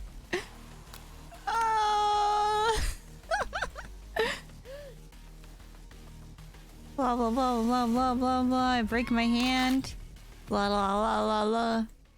I wonder what would have happened if I would have got those right, though. I can't remember all the answers. Okay, blah blah blah. That happened. Yada yada yada yada. And then we internalize the rage, I feel. At least it lets me recover. The flames cause your eyebrows to catch fire and turn to ash, and they fall off your face, which means people will have a hard time understanding your emotions for the rest of the semester, perhaps forever. Embarrassed and ashamed by your poor performance, not to mention your crispy fried brow, you run for the quad to be alone. The beautiful weather feels like an insult. Inside of you, a storm rages. It's Colonel Sanders. He's probably here to tell you that he and Ashley are in love and have decided to get married. And he won't even ask you to cater his wedding because you're a terrible chef and an awful person. You try to hide from him, but he approaches you directly. I know you're hurting right now. Not just from the devastating loss, but from that run-in with the mixer and that small fire. We should get that checked out. I'm fine. Can't you just leave me alone? I'm a loser. I'm not fit to fill your fryer. I'll never be a master chef. Failure is a part of life. Not just for you, but for all of us. Do you think I've never failed at anything before? That's exactly what I think. Well, then think again. I wasn't always the man you see before you, enrolled in culinary school, incredibly handsome, successful, motivated. Well, handsome, sure. I was born that way. But I've walked other paths and arrived at dead ends. I was passionate about life, but I failed as an obstetrician. I can't even say obstetrician. I can't even say it. I was passionate about justice, but I failed as a lawyer. I was passionate about livestock, but I even failed as a mule handler. That one was especially humiliating. Mules can be so cruel. I lost my business partner to a gunfight. Oh. And I lost my innocence when I picked up a firearm and put a bullet in my rival. He survived. For a while anyhow, that's crazy. I didn't know. People see my delicate ribbon tie and my well-kept beard and assume that I've got it all together. Oh no, he's hot! Thank you so much for the raid. I hope Splatoon was really fun, Brandon. Welcome in, raiders. I'm Kooky Kia, playing a Colonel Sanders dating simulator. It's finger looking good. Welcome in, Lightning. Hope your stream was fun. Thank you so much for the follow. How you doing, DJ? Welcome in, guys. Welcome, welcome. Have a fun stream. Thank you. Thank you. Thank you. You're from Kentucky? That's beautiful. Welcome, everybody. This is Colonel Sanders. We're having a moment. I just did a freaking battle of the cooking with someone and I wrecked my hand because I got too distracted and couldn't answer the questions correctly. But now Colonel Sanders is trying to cheer me up, saying that there is no points if you never fail. So people see my delicate ribbon tie and my well-kept beard and assume that I've got it all together, which is true now, but it hasn't always been. Sounds like this guy could really use a hug. I resolved that then, that I was going to mount to something. No amount of hours, labor, or money would deter me from giving the best I had to give. As Colonel Sanders changes focus, you can see something ignite inside of him. A burning passion. One has to remember that every failure can be a stepping stone to something better. My new dream is pure. It's honest. It's something that a humble man in a crisp white suit can be proud of. I will create a new chain of chicken restaurants that will bring joy to the entire world and make up for my past misdeeds. And he did! Yay! Just as your moment grows intimate, you're interrupted by a threatening, shadowy presence. Battle scarred from the night before, you prepare for the worst. It's the Spork Monster! Gorkle, the Spork Monster, is here to fight a hero! Is anyone else feeling a bit of deja vu? I'm sorry, Gorko, but I could have sworn we already battled you last night. That was Borko, my twin, and I, Gorko, am here to avenge them. Are you stronger than Borko? Well, we're twins, so... No, not really. We're pretty much exactly equal in every way, why do you ask? Colonel Sanders smirks. He's already on the same page as you. It's just that we beat Borko pretty easily, so I don't think you have much of a chance. Not to mention, I feel really guilty about that. If I could take it back, I would. I think that Kia is saying is, can't we just be friends? Life's too short for making enemies. I suppose we really don't need to fight. It's just that I've got these pointy teeth and claws. All the better for enjoying tasty foods. Surely you like to eat, don't we all?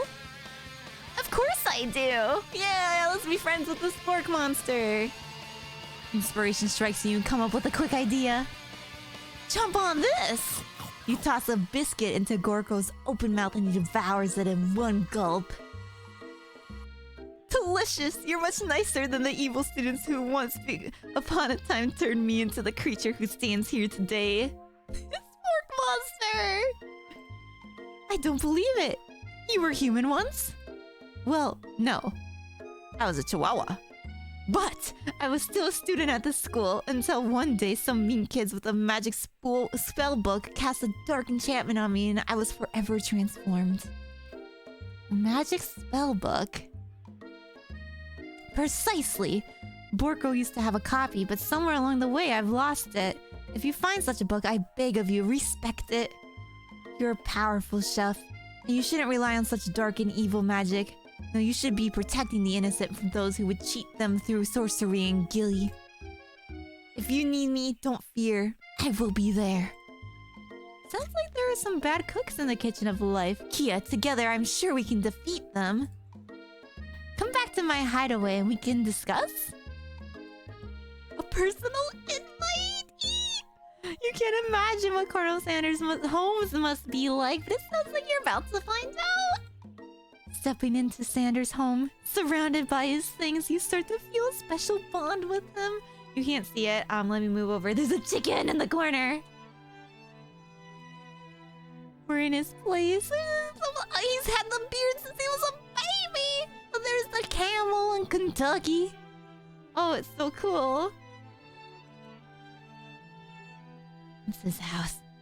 It looks like you live such an exciting life, Colonel Sanders. Every day can be an adventure if you approach it with the right attitude. Long ago, I made the decision to never stop searching, never stop working, never stop imagining. Hello there. Hello there, King Shark. Have you been working on any new recipes of your own lately? I'm always excited to talk about food with another ambitious chef. You got lost in his eyes and suddenly it's dinner time. I'll see you around, gamer. Yeah, good speed, Bep. Well, there is something. It's just a side dish that I've been tinkering with, trying to find the right balance of flavors and textures. I'm not sure I've nailed it yet, but I'm close. Colonel Sanders' eyes perk up as he starts to wonder what dish you might be describing. It's meant to pair with something spicy. Or something crispy? Or both, perhaps? Now you've got him right where you want him. Should you reveal your new creation to him or keep it a secret just for you? We'll reveal it. You gotta tell him. You decide that you're as ready as you'll ever be to share your original cooking with Colonel Sanders. Before you can talk yourself out of it, you decide to dive in head first. You reach into your lunch bag for a special dish that you've been keeping on ice all day. I present to you my original coleslaw. IRL, I really don't like coleslaw. The shredded cabbage dish glistens in the light of Colonel Sanders' luxe hideaway. Magnificent! Together, you chow down on the creamy slaw until just a spoonful remains in the bowl. Do you mind if I hold on to the last bite? I'd like to have it around so I can admire its taste later and think back on this moment. You could offer to make him more, but he seems like a very sentimental kind of guy. Sure, why not? Please make yourself comfortable. I'll be back in just a moment. You realize that now would be the perfect time to do some snooping. Around the room are various items that you can look closer at. Each item seems to radiate memories and emotions. Tap on an item to discover more about the Colonel. Okay, so we can tap on the water, the chicken, the comb, the candle, the 3 pictures, the vase, and the thermometer? Or no, the safe. I don't think I should tap on a safe. So let's click the chicken first. That's behind my head. You notice a very realistic stuffed chicken sitting on a corner table. When you pick it up, you realize it isn't just realistic, it's real. Taxidermy? Must have been important to Colonel Sanders when it was alive. A little note clipped to the chicken's foot reads, "The true state bird of the great state of Kentucky." That's cute. Tap on an item to discover more. Let's tap out here. You gaze out the window across the vast lake and mountain range beyond. Just then, the ghost of the unnamed student pops up. Are you thinking about heading out into the world on a quest to avenge my death? Wait, what? I never even learned your name. Why would I avenge you? I could just tell you my name right now. It's... Can't you see I'm in the middle of something? You open the window a crack, and the ghost of the student is swept out with the breeze. Have an item. Okay, let's do the comb. A lock of silver hair is woven through the teeth of the comb. Upon further inspection, you realize the hair therein isn't just silver in color, it's actually made of spun silver. Jeez, what? A scented candle. You pick it up and try to identify the smell. Power tool? Freshly starched collar.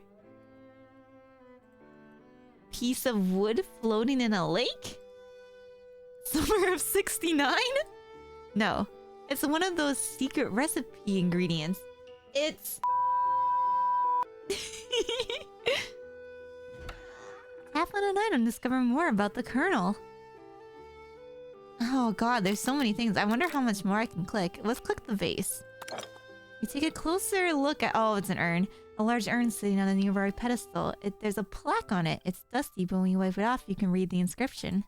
It says, "Here lie the ashes of all my past careers and business failures."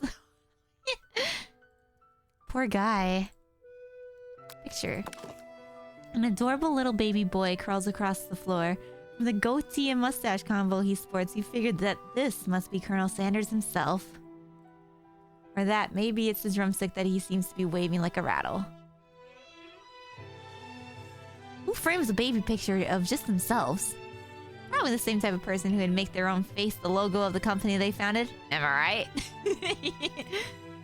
Tap on an item to discover more. Let's do the camel one. The photo reappears to be Colonel Sanders, except he's an old man visiting the pyramids of Egypt? Interesting. Maybe this is where he discovered one of his secret herbs and spices? And why is he old there if he's young with us? He's a magical man, I suppose. It is Colonel Sanders. One of the framed photos shows an old man who looks a bit like Colonel Sanders standing with a friend. They hold fried chicken drumsticks and appear to be cheersing them. Wait. What? But they're just chilling. You look closely and see that there's a short inscription. Hi Ash, how you doing? And hi Shrugs. I wonder who my friend Pete is. Alright, I don't want to click the safe if I don't have to, so we're going to click the door real quick. You open the door to Colonel Sanders' closet and find a row of his signature white suits hanging within. You take one off its hanger and try it on. The jacket is a bit big for you, but it's soft and comfortable. You give yourself a deep hug, breathing in his scent. They say that home is where the heart is. Is this what they meant? Before you can look any further, you hear Colonel Sanders returning. He has a new dish that he has been working on, and he wants you to taste it. You try to act casual until he asks you why you're wearing his jacket. Okay, it's a good thing. It's a good thing we didn't pick the safe. I feel like he would have been angry with us if we picked the safe. We just looked at everything else. Ooh, what? This is a Colonel Sanders dating simulator. It's finger licking good, and we're on day 2 of the dating sim. Each semester is 3 days, so I wonder if we get 6 days or if we only get 3 days of the game. I have no idea. So right now, we are at Colonel Sanders' place, and we're gonna like try to plan things and stuff to stop like some evil thing at our school, our culinary school. Anyways, watch the VOD if you need to. I don't usually loan those out. I must say, it does look good on you. His jacket looks good on me. He says jacket looks good on me, chat. That's crazy. Oh crap, the jacket! You forgot to take it off. You decide that now is your moment to make a big move. You tell him you're cold. You fess up and tell the truth. Oh crap. What do I do? I'll just tell the truth. I'm not a liar. You confess. I think I've developed feelings for you. Oh, I wasn't expecting that was the truth. I was gonna say, oh yeah, I was snooping. Oh my god, I just confessed my feelings. I might be developing feelings for you too, but I'm concerned. I can't let anything get in the way of my dreams. Overwhelmed, you take off the jacket and run for the door. But the thought of leaving Colonel in the midst of such an emotional breakthrough gives you pause. You stop yourself. Colonel? Yes, Kia? I honestly think that this must be the beginning of something wonderful. I think you're right. We should take things slow. You talk late into the night and drift off into a slumber. Dream sequence.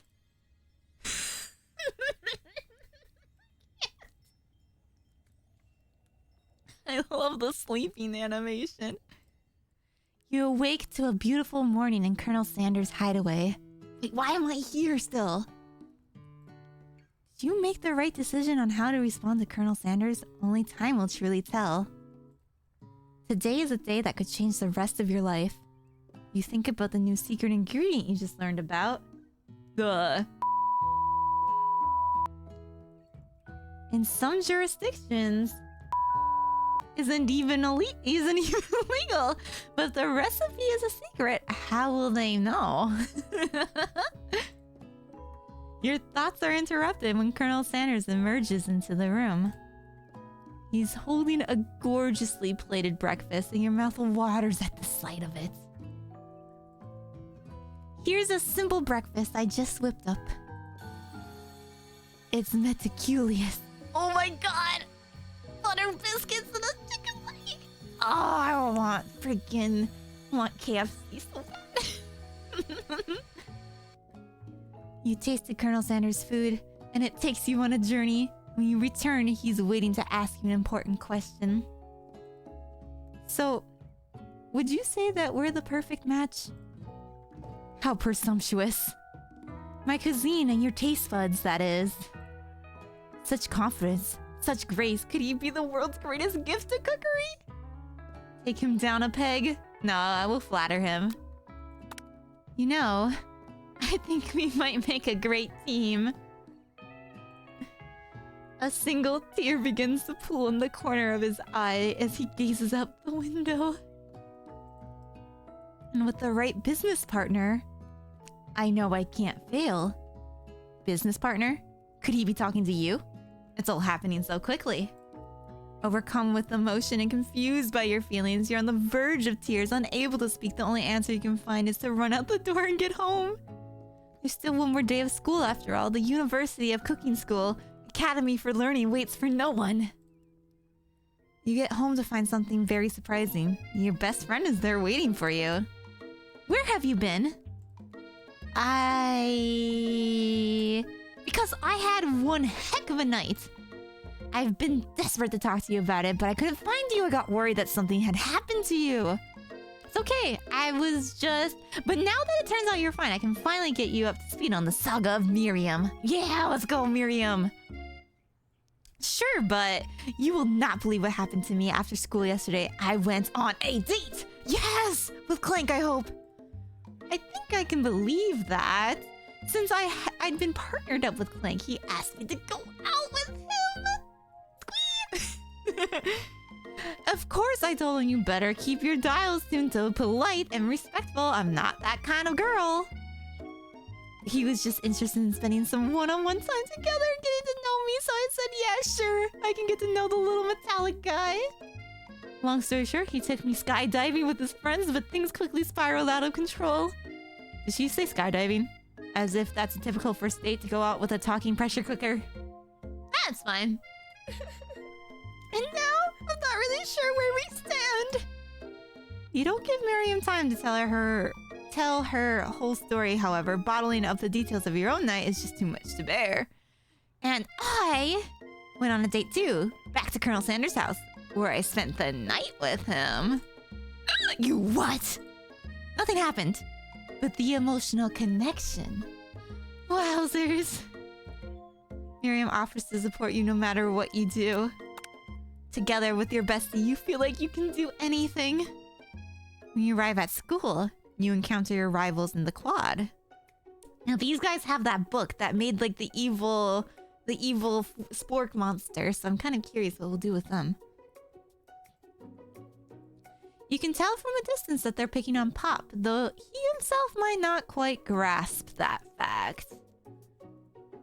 Because, you know, he's Pop. His name is probably Bob. He reads it upside down as Pop. Anyways. What's so swirly? It sounds delicious. Oh, it's great. I'll order you up one right away. I'll have my swirly with sprinkles, please. Sprinkles is a dog and a treat. You can get your swirly dipped, too. Why don't you pick on someone your own size? Because I'm literally the biggest person at this school. There is that horse that Colonel Sanders rides to school. Who would dare pick on such a gentle and beautiful creature? You got some nerve, Kia, suggesting I pick on a defenseless horse. Huh? Now you're twisting my words. I won't have it.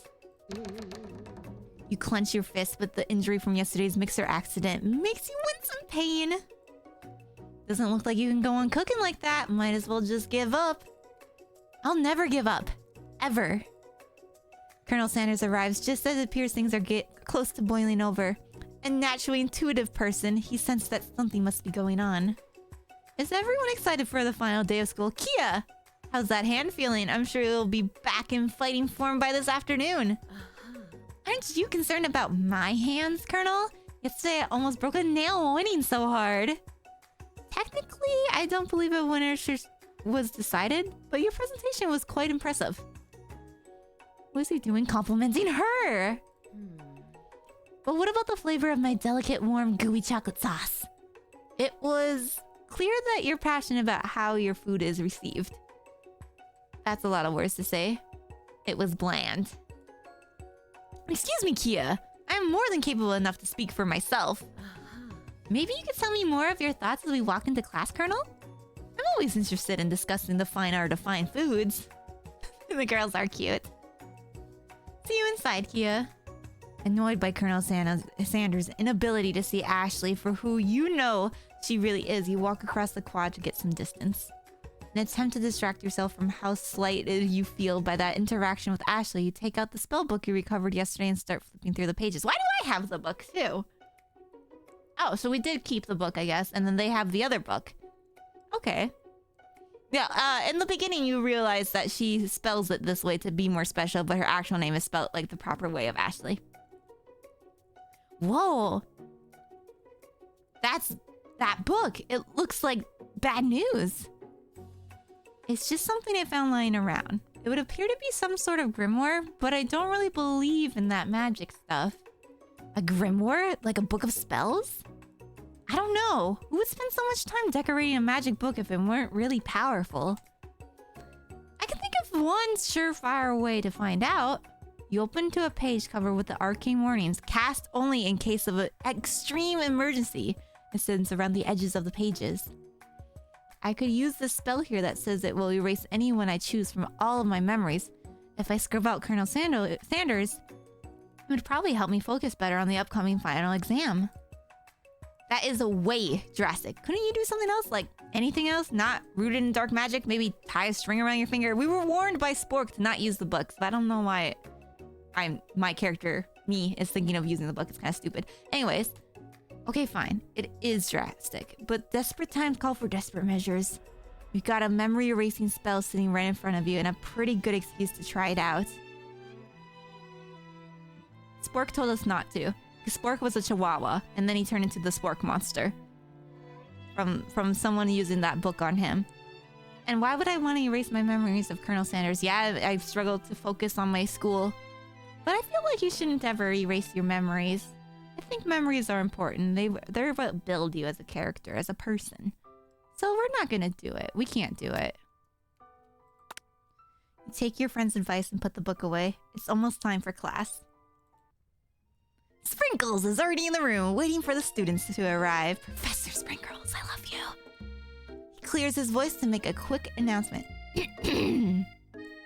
I want you all to know I feel something of a dog moment coming on, but I assure you it's nothing to be afraid of. His cute little nose scrunches up and he begins to breathe quickly. He must be hungry. Reach for some old homework to give him as a snack. Dogs can be rather unpredictable, especially Sprinkles. Wait to see what happens. Oh, wait. Sprinkles stops in his tracks and focuses on the window. The room is deadly silent. When you follow his gaze, you see a tiny orange squirrel perched on the cherry tree outside. Sprinkles turns feral and runs to the window of the classroom and begins barking uncontrollably at the squirrel outside. Terrence! I told you never to come back here, Terrence! I will destroy you, Terrence! Poor Terrence. Sprinkles is barking ferociously, drool flying off his face. The squirrel looks over, but he doesn't say anything back. You wonder, is that even a talking squirrel? Who named him Terrence? You'd better not show your chubby cheeks around here ever again. After Sprinkles is satisfied that his presence has been felt by not only Terrence, but any other squirrel in the hearing distance, he returns to his professional tone. Ahem. I apologize for the outburst. This actually brings up an important point. Thank you, Kia, for reminding me to dole out this indispensable bit of wisdom. You see. But before you can go any further, Miriam's love drama spills over into the class. Sprinkles is interrupted by words and sparks coming from the back of the room. I told you to save it for after class. Oh, Clank! You think I wanted to be thrown from a plane strapped to a stranger? Miriam and Clank appear to be arguing, but you still haven't learned to speak Clank's language of mechanical noises. Whirr. But no, you had to show off to your cool kid friends Jeff and Joan, J and J forever. Watch us from a triangle in midair as we descend. Triangles are the strongest shape, don't you know? Yeah, well, that doesn't make it a great date. Then take Jeff and Joan with you. You can all hold hands as you pedal down the mountain or off a cliff for all I care. Sad beep, beep. Clank begins to shudder. Steam pours out of the gaps in his panels, and then a loud ding stops him in his tracks. No amount of seasoning is gonna make me want to eat that, Clank. Clank burps up a completely deep-fried sneaker, considering that he himself has wheels, not feet. It's not entirely clear where it came from. Okay? In terms of deep friend footwear, I guess it looks okay. Clank slowly rolls out of the room to be alone with his shoe. Everyone tries to pretend like they didn't see that entire thing go down. Nothing like a loud public breakup to cast a pall over the final day of school. God damn it, I want them to be together forever. Well, that was unfortunate. But we mustn't be distracted from what lies ahead. The final competition showdown challenge exam. I'm still working on the title, but I think you get it. Test time approaches. See you all in the arena. But before you can think about your upcoming competition, there's a very beautiful soul nearby in need of a pep talk. Hey, Miriam? Are you okay? Okay? I'm so mad I could smash a tiny mug, spilling several droplets of hot cocoa over the floor. How could he embarrass me in class like that in front of everyone? Our tiny cocoa is a delicious treasure, so you know that this breakup is no joke, even if the source of her frustration is a silly boy. I know that you know this, but I'm gonna say it out loud. You don't need anyone. Me and you, we're gonna cruise through the final test and hit the carpool lane to Success City. Miriam brightens up, imagine the wind rushing through her short bangs, but she hesitates to embrace the feeling all the way. You're not going to saddle up on Colonel Sando's stallion and ride off in the sunset without me.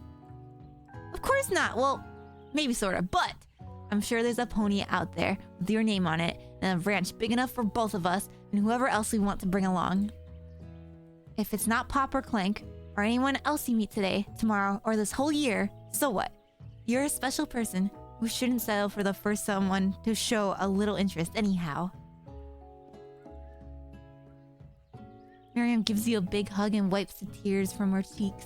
Yo, what's up, Possum? Is this a H game? What's H game? This is a dating simulator game. Colonel Sanders' dating simulator game. It's finger looking good.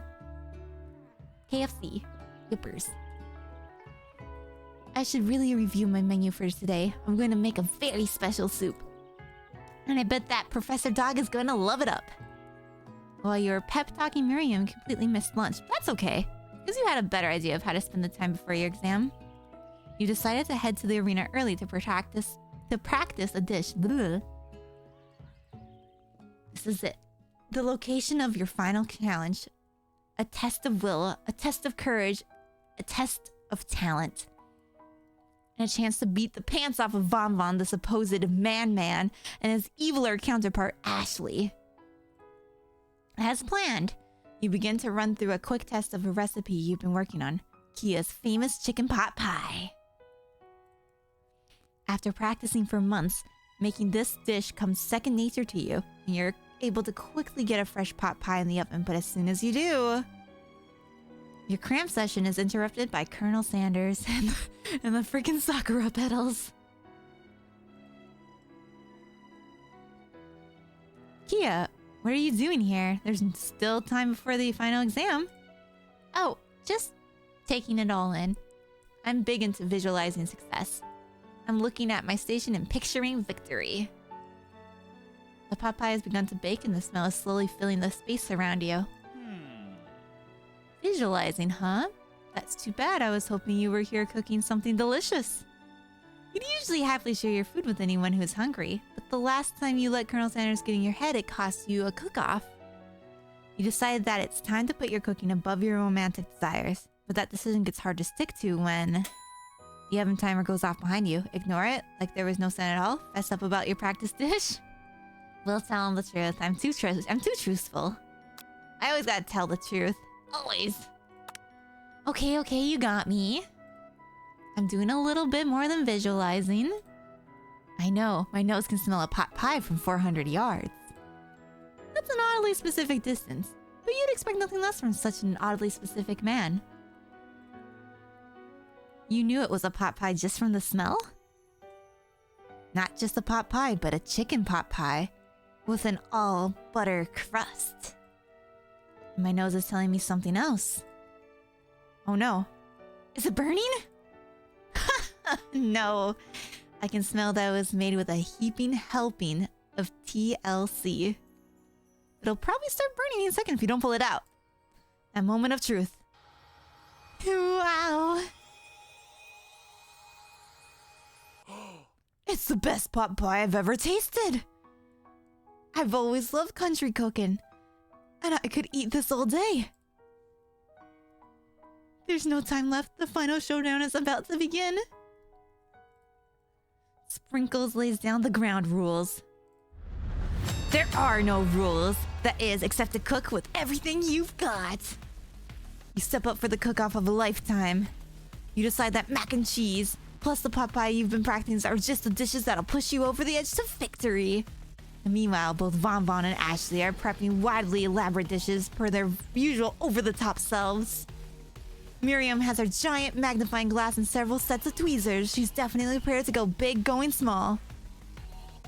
Colonel Sanders seems to be harnessing his 11 herbs and spices, but he's trying to find a way to improve on something perfect, his original recipe fried chicken. The intensity in the room starts at a full 10 out of 10 with a frenzy of action. You hungry? Everyone is calling out really cool special cooking moves as they prepare their food. Wow, this is getting serious. Colonel Sanders batters his chicken as it levitates through the air. Egg wash! Miriam furiously injects ingredients into an itty-bitty pot of broth. Best friend batter blaster blaster! Beaster blaster, I can't English. Von flexes his pectorals as he chops open a sea urchin. Let's rock and roid! Ashley scoops her pastries off the tray with lightning speed. Shallow personality spatula! Even Clank gets in on it. 5-dial pressure point chicken cooking technique! Wait, when did Clank learn to speak English? Huh? It's the singularity, as was foretold. We mustn't let it happen or the appliance uprising will take us all. Self-destruct! Von quickly unplugs Clank and rolls him out of the back door of the arena. As you frankly prepare your dish, you notice Ashley has her spellbook out. Is she gonna use some dark magic to turn the tide? You've got a book of your own, and you're desperate not to see her win another battle. Should you take this opportunity to fight magic with magic, even if it's almost certainly evil magic? No, I refuse. I don't need magic. Heck the magic. We'll do it the hard way. Who needs magic when you've got passion? Exactly. I'm gonna do it the hard way. Colonel Sanders sees that you've chosen to win on your own terms, and he gives you a subtle wink from across the room. Let's go. I believe in you, Kia. Miriam notices too. And I've always believed in you, Kia, since we were little kids, because I'm your best friend forever. You turn to notice that Miriam is at your station cheering for you. Miriam, what about your dish? If you're here cheering, who's cooking? Tiny food, short cook time. I'm actually already done, so I thought I'd help you. Oh, that's sweet, but... Miriam tosses a handful of spices directly in your boiling noodles. It's the secret ingredient! However, she doesn't know that you lied and the ingredient was made of, and where in the world did she get the eye of newts from? No! The boiling pot explodes, sending Miriam flying backwards. The watery noodles begin to swirl in the air, bubbling into a dark cloud that thickens and congeals before your very eyes. It is I, Steve, the spork monster! Steve, wait, what happened to Gorko? You're not here to battle me, are you? We spork monsters are many. I think Gorko had the day off. But you have conjured Steve, and I hate to battle. So I'd say you're doing pretty alright. Oh hey, you're in the middle of a cooking competition. I love this stuff. It's better than TV. You crazy kids and your culinary skills really impress me. Mind if I hang out? I'm sorry, Steve, but I'm kind of in the middle of something. Do you mind? Steve, the spork monster, notices that you've got the grimoire stashed beneath your cooking station. I see what you're up to. Crisscross some magical items and accidentally summon me, huh? Yeah, you guessed it, sorta. If you're here, would you mind tossing some fresh noodles in a pot of salted water? I'd love to. I've always wanted to be a top chef, actually. You know, when I was just a little spork pup back in the old country, you can feel a spork monster wanting up to tell a very long and involved story. You don't know exactly where they came from, but it seems like it's probably lonely there. Actually, you know what? Maybe you should just watch from the stands. I really need to focus on this competition. I understand. It's kind of like that time in Monster School when I've fallen asleep during scare tactics class, and then when I woke up, you toss a serious stare at Steve, and he takes the hint. Sorry, Steve. Never mind. I'll tell you later. Good luck. Thanks, Spork Monster. Having suffered this huge setback, you don't know how you could ever win. You summon extra power from deep down within yourself. Give up and drop out of color. No. We gotta keep going. Yeah, he was pretty chill versus Borko. And then Korko came, and Korko was pretty chill too after we talked him out. And then Steve was pretty chill too. We summon extra power from deep down within ourselves. We're not dropping out. I can do this. I have what it takes. I came here to win. Your hair turns mac and cheese orange as culinary energy flows through your body. I love mac and cheese. My heart is pure. My hands are steady. My taste buds have been preparing their entire lives for... Please, Kia, you are the chosen one. You will avenge me. The power you've been summoning immediately fades back out. You interrupted my inspiring monologue. Sorry. My heart is pure. My hands are steady. My taste buds have been preparing their entire lives for this moment. I will show the world my cookery. You begin to levitate off the ground. Energy courses through your body. You know that with this power, you can do anything. Except turn back time, which would be super useful because while you were powering up, your chicken pot pie overcooked in the oven and can't be served. Don't worry, dear Kia. You may have suffered some setbacks, but all is not lost. Impressed with your fortitude, Colonel Sanders decides that you have earned his support. I've been watching you today, and I must say, I'm truly impressed. You've been thinking on your feet and rolling with the punches. He steps up to your station and stands right beside you. I'm here to help! All you've managed to make is mac and cheese, and time is almost up, so you're going to need it. But Colonel Sanders, what about the test? What will happen to you? What about the rules? Following the rules has never really been my thing. I follow my heart. What? Guy.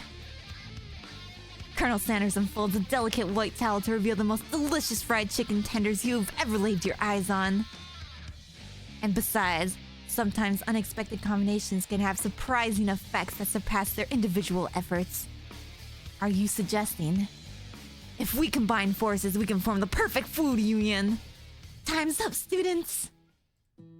With time expired, it's the moment everyone has been waiting for.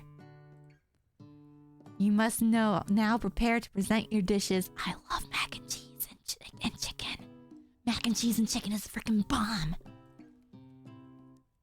A handful of students stand tall, but the class seems incomplete. It seems we're missing some students. Pop? Clank? From off screen, you hear a pure and innocent giggle that can only come from one student.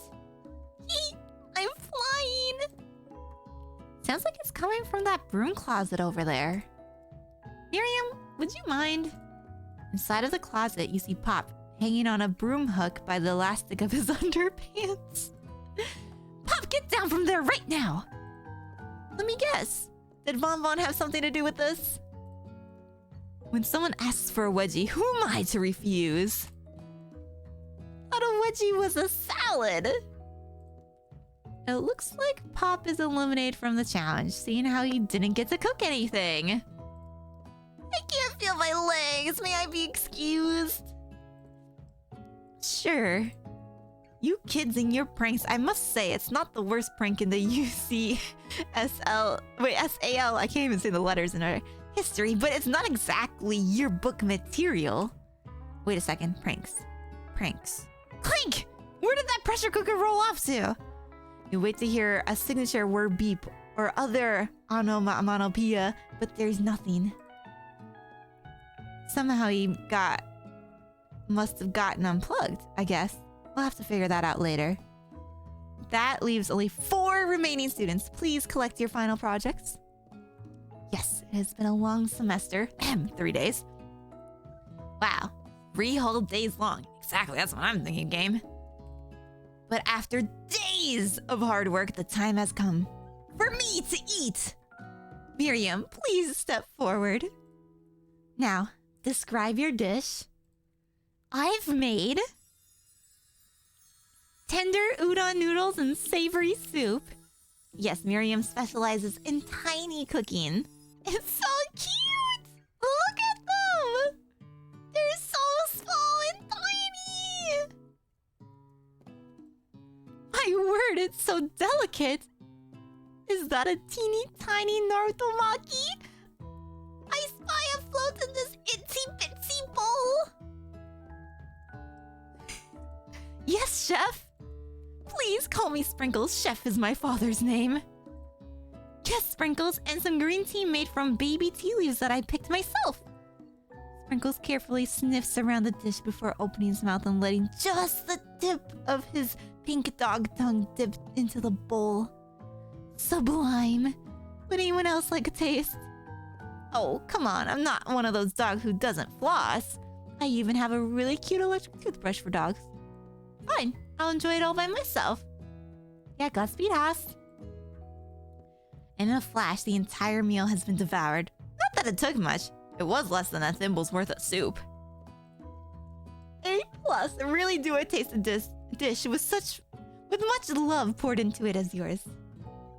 Miriam is overjoyed. She gives you a huge hug. I can't even read today. Bleh. Thank you, Kia, for helping me to believe in myself. Von Von, you're up. Now, describe your dish. I made uni over smoothed egg custard and axe-honed urchin shell topped with caviar. I can't even say these words. It looks interesting. Did you skewer one type of urchin with spines from a second, different colored type of urchin? Yes, Sprinkles. A bit much, don't you think? That's exactly why I did it. A bitch munch is kind of my brand, doesn't it look cool? Sprinkle leans in to sniff the uni. Or maybe it's called unai, I don't know. But he can't get his nose close on account of all the spikes.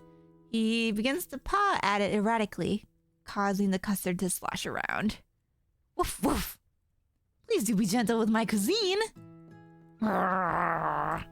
Finally, Sprinkles goes all in, tongue first. But he can't get past all the needles. He reels back as his tongue is poked and prodded. Ouch, my tongue! The professor appears to be having an allergic reaction to the sting. I can't eat this! I keep poking my tongue! Disqualified! A stunning turn of events. Who would have thought that serving food in a bowl made of noodles could make it difficult to eat? Dejected, Von Von does not go gentle into the night. Disqualified for glamour. Don't discount the ability. This isn't the last you've heard of me. Before forcing us to endure his swollen tongue for another moment, Sprinkles graciously laps up a bowl of milk. I know. Yeah, I'm a dog and I drink milk. Get over it. Sometimes it helps calm my agitated tongue. Next student, Ashley. It's time to step up. Now describe your dish. So apparently Ashley might have used the magic book. I made orange blossom Turkish delight in a light rose water syrup topped with French meringue and connected by a sugar glass. It's really pretty. That actually doesn't sound too bad. Indeed, it's quite delightful. However, I'd ask that you please refrain from eating it or attempting to taste it anyway. It's very fragile and meant to be a display piece. Don't eat the food at a cooking school? Got toast in your ears or something, Kia? I told you, it's a display piece. Ashley, I must say, it is beautiful. However, this is a cooking competition at a cooking school. Yeah, which is why I cooked it and did an extremely good job cooking it too. I didn't realize that we were having an eating exam. If I wanted to be judged on eating, I'd go to a college of eating school for the hungry. I suppose you could smell it if you're absolutely insisted. But don't breathe too hard. You might disrupt the sugar spiral. If the food cannot be eaten, it cannot be judged. You are disqualified! Rage overtakes Ashley and she finally cannot keep her two-faced routine up. You wouldn't know high-end cuisine if it cooked you! And with that, Ashley storms off to rededicate herself to being the best, but this time without being shackled by trying to be fake nice and liked by everyone. This isn't the last you heard of me, either. If this class gets much smaller, I'll be teaching myself. You and Colonel Sanders, the final cooks, step up together. Two chefs. What began as a bowl of delicious mac and cheese has become something else. He examines it closely, sniffing and eyeing the bowl. Oh, it looks so yummy. Oh, I want mac and cheese now. With some chicken. Oh my god. Uh-oh. I don't have a good feeling about this. For somewhere in the room, a literal drum roll plays. Just when I thought I've seen everything in this kitchen, you give me this thing. And completely blow me away! In my 49 dog years of life, I have never tasted anything so delicious and perfectly balanced. It's so delicious, in fact, that everyone passes the class. You pass, and you pass, and you get a pass. Everyone gathers around and partakes of the mac and cheese bowl.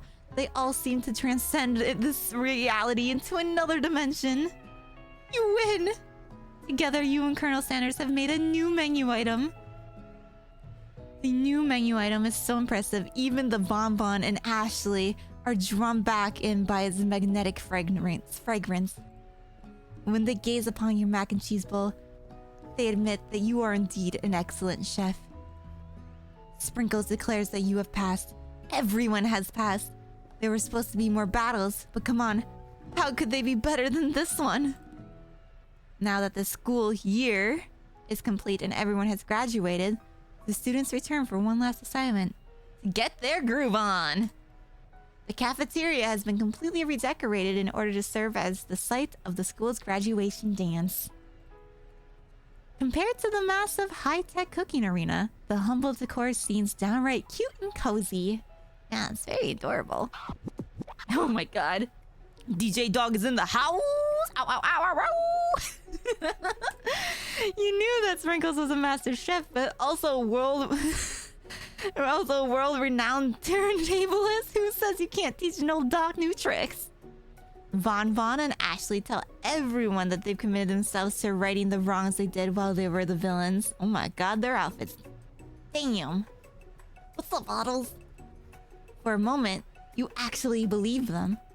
Not another haunting.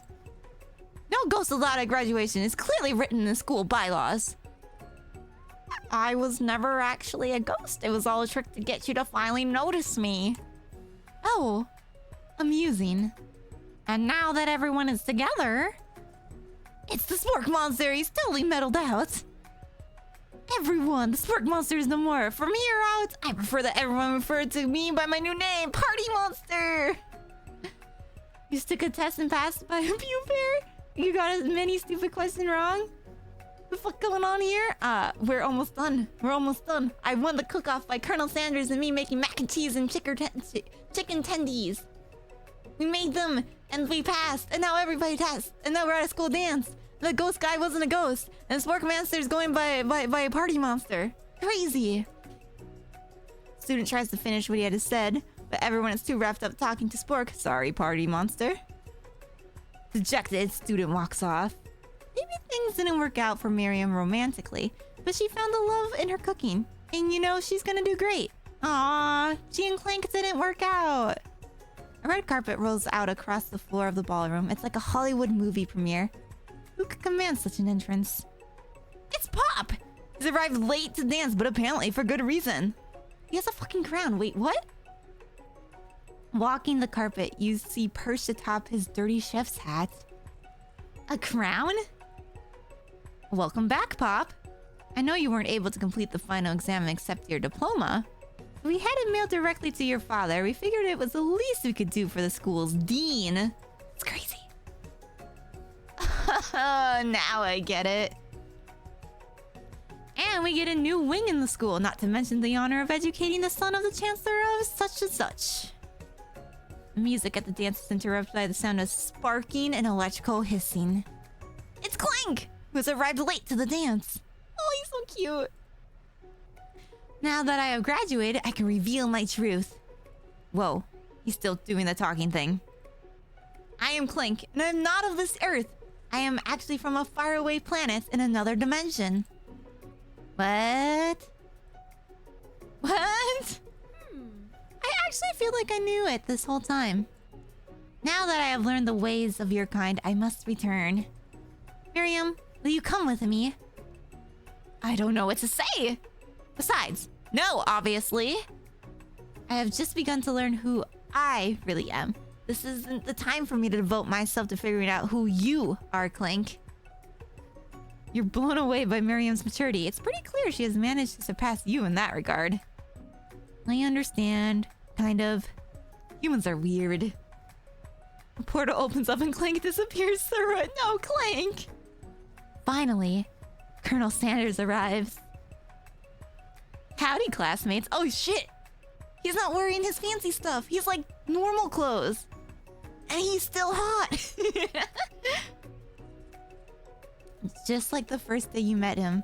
He has come prepared to feed the entire class. However, it's not enough to just give him a bucket of chicken. Wait, give them a bucket of chicken. This time, it's a full meal. I didn't get to be the most famous chicken man in history of chicken. And man, by not reminding people to go out and buy my chicken.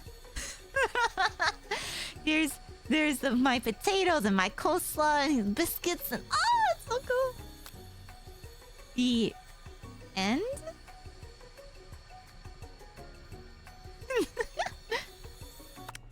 No, that's not the end. As everyone feasts on their delicious chicken dinner, Colonel Sanders finds you sitting at the edge of the dance floor. It's getting intense, Oddles. Colonel Sanders? Yes, Kia? I couldn't help but wonder.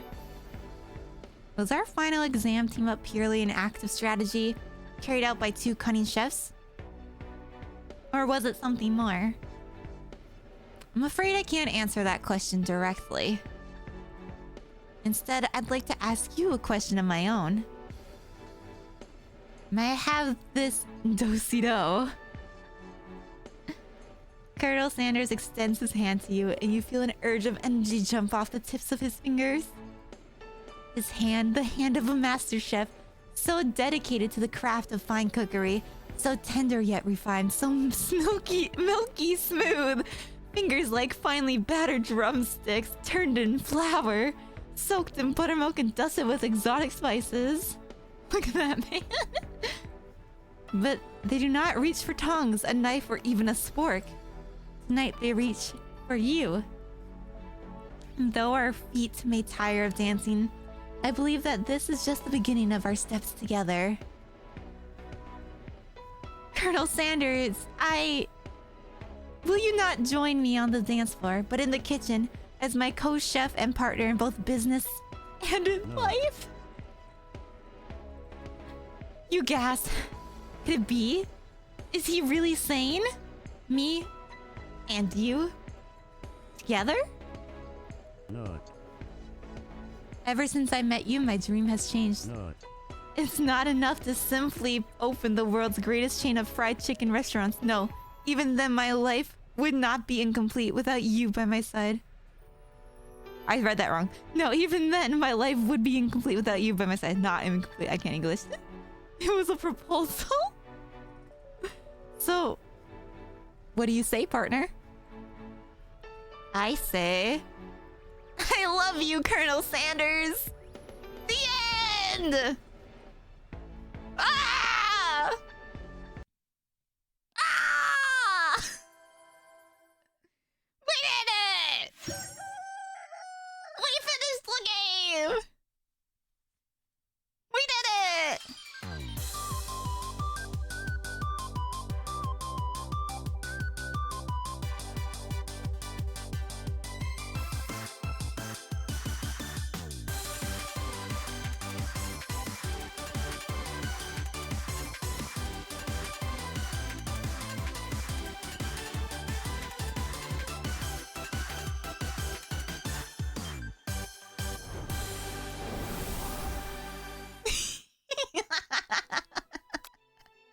Oh my god! Game by KFC, WK, and Psyop. Game director and writer Alexei Boknek. Technical director Charlie Volp. Junior developer Daniel Robinson. Character designer Brian Youngyan. I can't. Nope. Character artist Siobhan Keenan. Food illustration UI design Stephanie Stromenger. Background artist Matthew Vince. Ruslan Eisenov. I'm sorry for botching these names. Effects. Vince Stimpton, music and sound effects. Hexany, executive producer Matthew Seymour. Producer Caroline Castro. Cinematic director Trevor Conrad. Cinematic storyboard artist Stephanie Stromenger. Cinematic animation Shadow Pop. Additional programming Colton... is it Dick? I don't know. Q&A, Y-Test, Super Text Mess, Kai Claver. Thank you guys so much for developing this game and making it possible. I very much enjoyed this game. It was very, very good. Very good game. Really goofy. Very short. We finished this in about 2 hours, I would say, relatively speaking. That was fun. That was just my plan for Sunday. Just have like a quick short stream with some funny goofiness. I know I messaged in Discord like if we wanted to do some art or whatever, but I was too lazy to get that set up, so I hope you guys didn't mind. Just a little bit of fun. I love you, Colonel Sanders, a finger-licking good dating simulator game today. I hope you guys didn't mind at all. I had a great time. This was really, really fun, and it was great, and it looked like, you know, it's really easy to play. It was goofy. They had little fun moments, and nothing got too like kind of crazy like the dating sim for like Dead by Daylight. That one got a little bit too like crazy with it. This one was pretty wholesome the entire way through, and kind of motivational, you know, like failures are how you become successful, so never look down on yourself. He was very motivational during it, and it was really fun. So that was a good time, and we won Colonel Sanders' heart, and we got to be his business partner. So yep, that's me, Kia. I'm a business partner with, you know, KFC. Yuppers, totally not a lie. Yep, I own KFC. Well, let me stop. Yeah, there's a Dead by Daylight dating sim. Yeah. It's funny. And we played that a couple months ago when it came out, or maybe like last year and a half ago. It was a goofy one in time. It was called Hooked on You. Dead by Daylight Dating Simulator. We streamed that like a long time ago. But anyways, I mean, I don't really have any other plans today, guys. It was just this. Just a funny little in-between thing. Tomorrow, will probably be some other stuff. No, you're watching the Super Bowl? That's totally fine. Is that still happening or is it over now? Who won? I didn't watch the Super Bowl. Don't watch football. But I hope the Super Bowl has been fun and the Super Bowl parties have been fun. I hope whatever team that you guys wanted to win won, but I don't freaking know if it's over or not. I won. That's crazy. That's crazy. I'm gonna just go and send you guys over, I guess, back to Enya. I see that she's starting up stream and stuff, and she's playing Enshrouded. That's the survival game, I believe. And I think I've seen Alico play it. I gotta figure out if I want to play that game or not. I don't know. I'm not very good at survival games. But thank you guys so much for being a part of my finger looking good dating simulator stream today. We had a fun time and we got to be with Colonel Sanders at the end, so that's pretty W. Now I'm hungry and I want mac and cheese and chicken tenders. But thank you guys so much for hanging out with me. 10 out of 10 stream today. Yay! I'm so happy. But yeah, thank you guys so much for hanging out with me. Thanks for being you and being awesome and chilling and yeah, you guys are freaking awesome. Don't forget it. And I'll see you guys tomorrow for either Monster Hunter, Dragon's Dogma, For Honor, who the heck knows, maybe Art. I don't know, or maybe some other stupid game that I find. But I'll see you guys later. I had a great time. Have a great rest of your Sundays. Stretch, eat something, drink water, take your meds if you're on them, and just be kind to yourself and others. All right, guys.